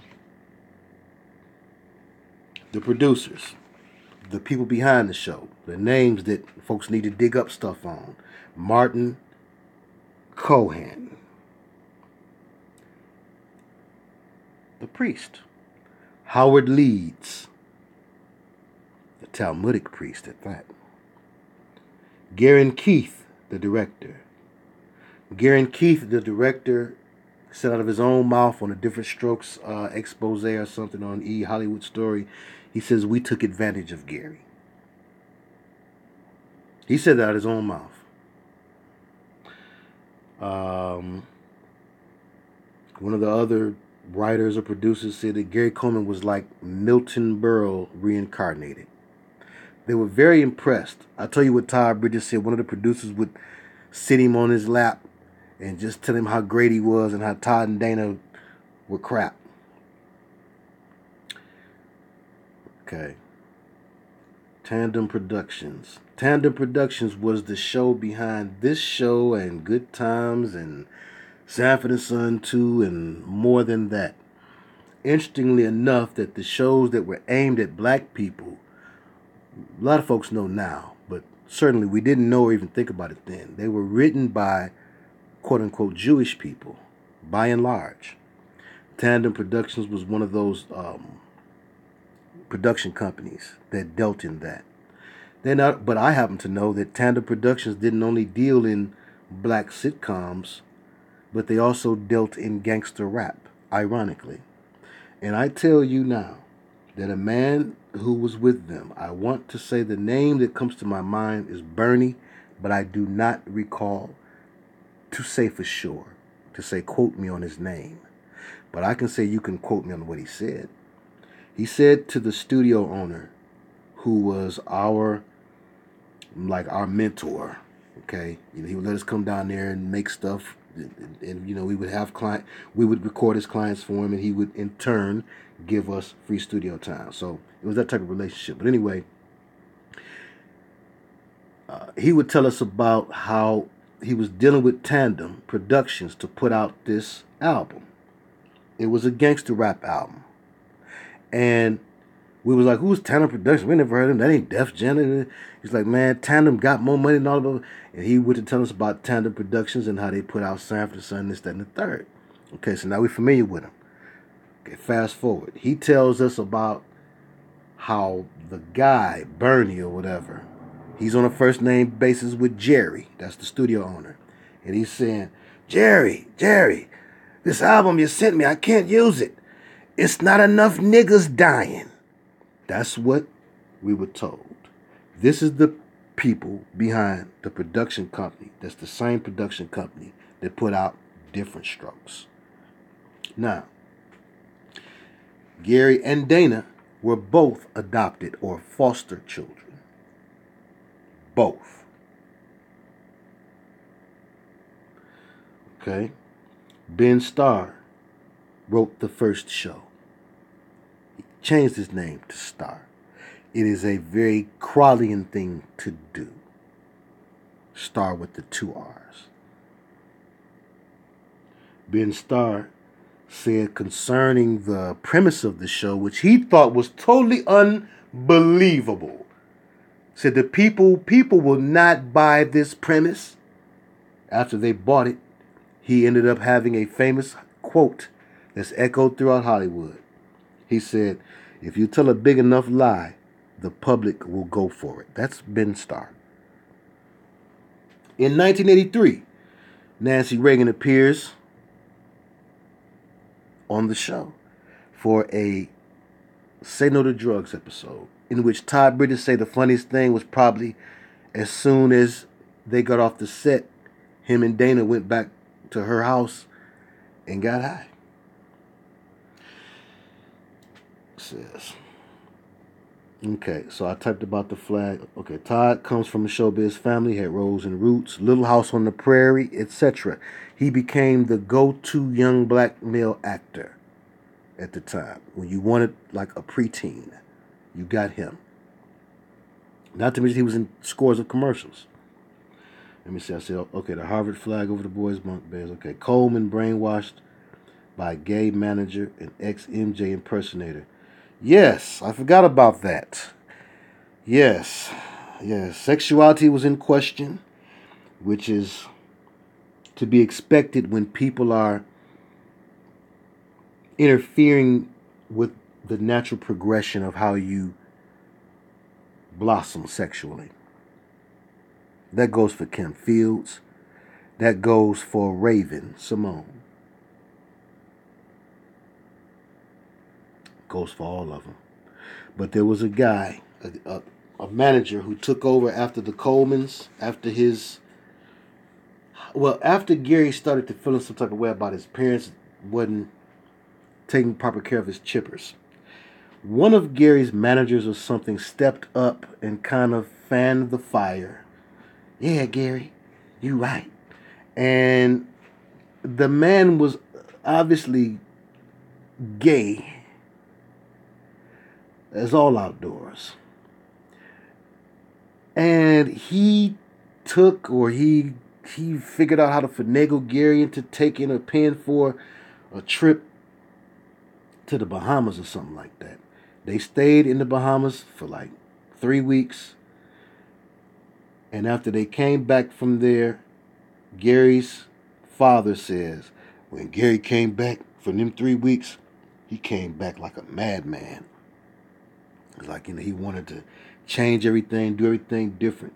So what had happened was, Gary Coleman got involved with this guy with this, oh my God, he's just hard to describe. He's he's just terrible. But he's obviously having serious problems with his sexuality. So he does something to get Coleman to side with him and to sign with him. And that man ended up taking whatever else Gary's parents didn't get. Oh, and this guy is also an ex-Michael Jackson impersonator. The connections don't stop. Yes, the manager that just went alone, it was just Gary and the manager. They didn't take no women with them. They go away for 3 weeks. The man is mad sweet. I bet he was trying to pinch Gary's cheeks. Gary had fallen under the influence of evildoers. That's what the lawyer said in the case versus his parents. That was in the court documents. Gary had fallen under the influence of evil forces.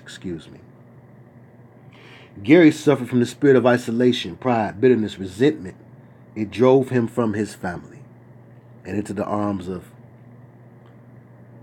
folks who had no reason to care for him whatsoever.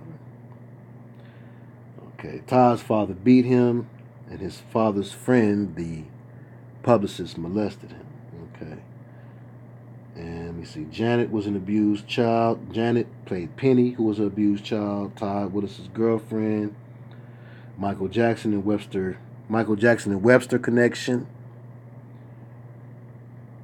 Right? And then you got the Janet Jackson and Gary Coleman connection.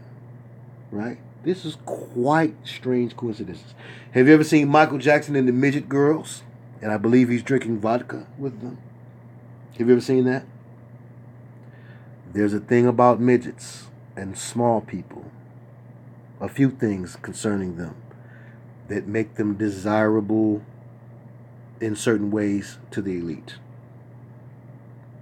But look that up. Michael Jackson and the Midget Girls. Michael Jackson and midget girls drinking alcohol. It looks like either gin or vodka. And then last but not least, I'm going to end you with this piece. Another connection between these shows. Mind control, abuse, Hollywood Boule clique. Some of y'all don't remember this. I would be shocked and amazed if anybody does. Kim Fields had a song. It's like Todd Bridges had a song. Boy, they was all trying to get into the music business like Janet and them, huh? Maybe it's on here. Kim Fields had a song called Dear Michael. I remember it.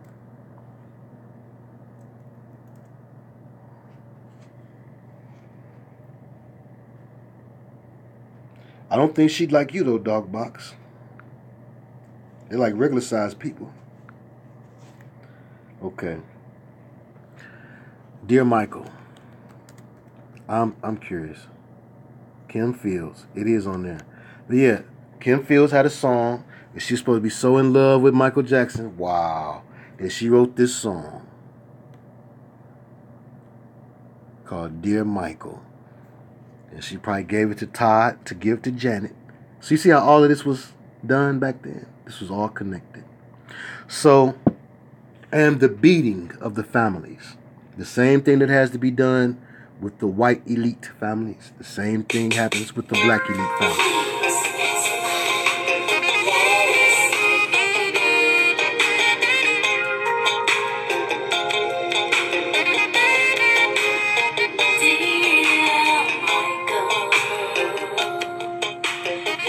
Terrible.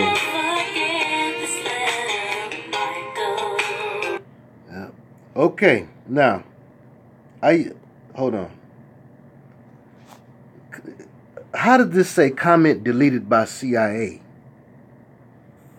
I don't want to know. But that's all I got to say anyway. Okay. Yeah. I used to like Kim Fields too. I thought she was cute. I had a crush on her. Yep. I couldn't count all the ones I had a crush on. What's wrong with me now? Okay. So now we're going to go ahead to the next thing. Now, on to the next one. We're done with this one. I hope that this was a worthwhile presentation. I hope that it was edifying and that you got something out of it. Again, we have more places to go next time after we get the feedback that says that we should, because I could go on for days. I got more. I have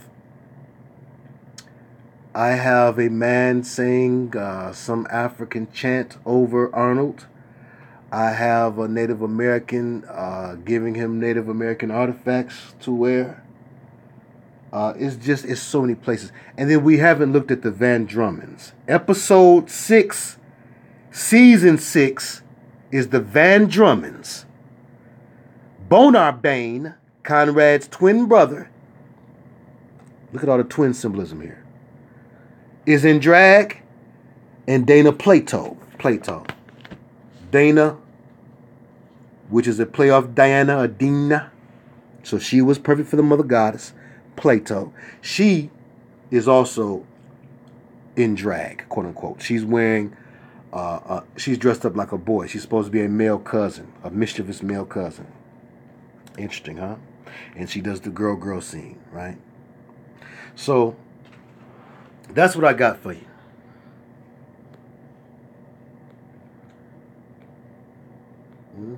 Right on. Right on. Candy typed it right. I know that. I know. She ain't fooling me. Don't play no games like that here. Okay. So now, I believe that we've chopped that up into the smallest pieces we need to for now. And again, I appreciate any feedback, anything anyone has to add. Sister Natasha's note here, I would like to read that real fast if I can find it real fast. It was just a line or two, but it was on point. I hadn't found it. The Rothschild connection. Okay, let me find that real fast for y'all. I'm just doing a mail search real quick. Come on. Okay.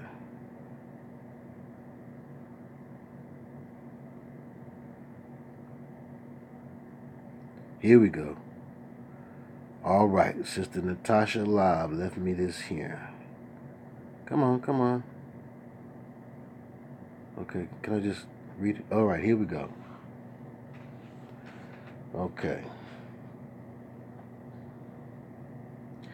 Brother Theo, I know you don't like the tranny topic, but can you look up images of Conrad Bain's wife, Monica Sloan Bain? No, wait a minute. Okay, it was another one. She must have said it in another one. Okay. Oh, here we go. All right. A little side note on Different Strokes is that Kim Richards did a few episodes. Kim Richards and sister Kyle Richards are on the Housewives of Beverly Hills.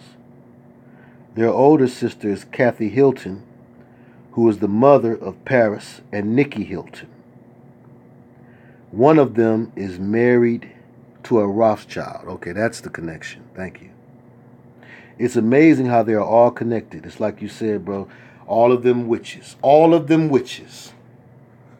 Mia Farrow said it best. And Bosom Buddies would be one I'd like to do. I used to watch Bosom Buddies too. I like the song. And to Elton John. This is my life. Dun, dun, dun, dun, dun. Go ahead with your own life. Leave me alone. Dun, dun, dun, dun, dun, dun. Yeah, okay. That was the jam. And that's where Tom Hanks got his start. Cross-dressing. So, realize where you at. Amen. Oh, Billy Joel. Thank you, Vanette. Thank you. You're right. They sound so similar. Excellent. You're right. That's not the song? That is the song. Wait a minute. The Bosom Buddies theme song don't go that way? Yes, it does. My Two Dads. What are y'all talking about? I don't know what y'all talking about. But I know that's how Bosom Buddies go. I ain't gonna look that up. I'm ready to go anyway. So we can come back and do this reading. Y'all ready? Y'all ready for the reading? Just gotta prove myself. They got to have a theme song if they ain't got nothing else. I just listened to this not too long ago, so I know it's what it is. But yeah, we need to look back at all these shows. They slipped a lot of things in. Different Strokes, like Full House. You find a lot of dialogue being given to a child actor that is really beyond his ability to comprehend its full meaning of, or any child for that matter. And that's something commonly found in sitcoms where children are around. They did it for Olivia, for what's her name? Lil Raven. They did it for her. She said things too old for what she should know. And that's common. But I'm going to play this and we out of here. When we first moved to New York, we had a great apartment that was dirt cheap. And we found out why it was so cheap. Our friend Amy said there was a Maybe great I will apartment do in her this building. Dirt next cheap, time. but it's a Another hotel time. for women. Okay, we made one adjustment. Now these other ladies know us as Buffy and Hildegard. But they also know us as Kip and Henry, Buffy and Hildy's brothers. I am crazy about the blonde. This experience is going to make a great book. See, it's all perfectly normal. That is the song. Bye.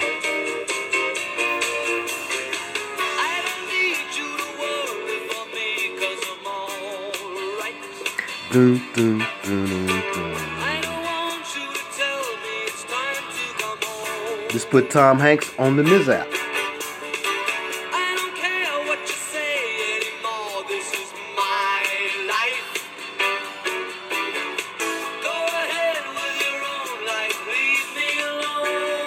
Okay, now we see a similarity in the theme songs. That theme song had the same subject matter as the Different Strokes theme song. It's not singing about two bosom buddies who have to dress like women in order to have this nice apartment and work where they want to work and be in the area that they want to live in. That theme song is about how I want the freedom to do what I want to do. The same thing as the theme song from Different Strokes. The exact same thing. So now, that being said, it's time for some of y'all to go to bed. And for the rest of us that's ready to go ahead to finish up with After the Dance. So with that being said, I'm going to go ahead and say good night. Good night to all of y'all. For those who want to come back, now's the time to do that. Okay? And everybody else, we're going to let them skedat. So thanks again for your time and for your patience, for all of your input. Folks had some excellent input. If you weren't in this chat, you missed that. And again, any other input that folks have or that they would like to add, that's what the comment section is for. I will not be mad. And we're going to try to get our After the Dance reading out the way. And we'll be back for our irregularly scheduled deprogramming on Wednesday. Okay? All right. One love. Shalom. I'm out. Quinley Hebrews. Peace to you. Chrissy C. Peace. Good night. Kobe. Kanga Khan. Sister Vanette C. Foster. Sister Natasha. Brother Jamal. Cat Dizzle. In the Hizzle. Okay, we're out and we're about to jump right back in. Rabina Rastaban. It rolls right off my tongue. Like Ricardo Montalban. All right. Goodbye. In a minute.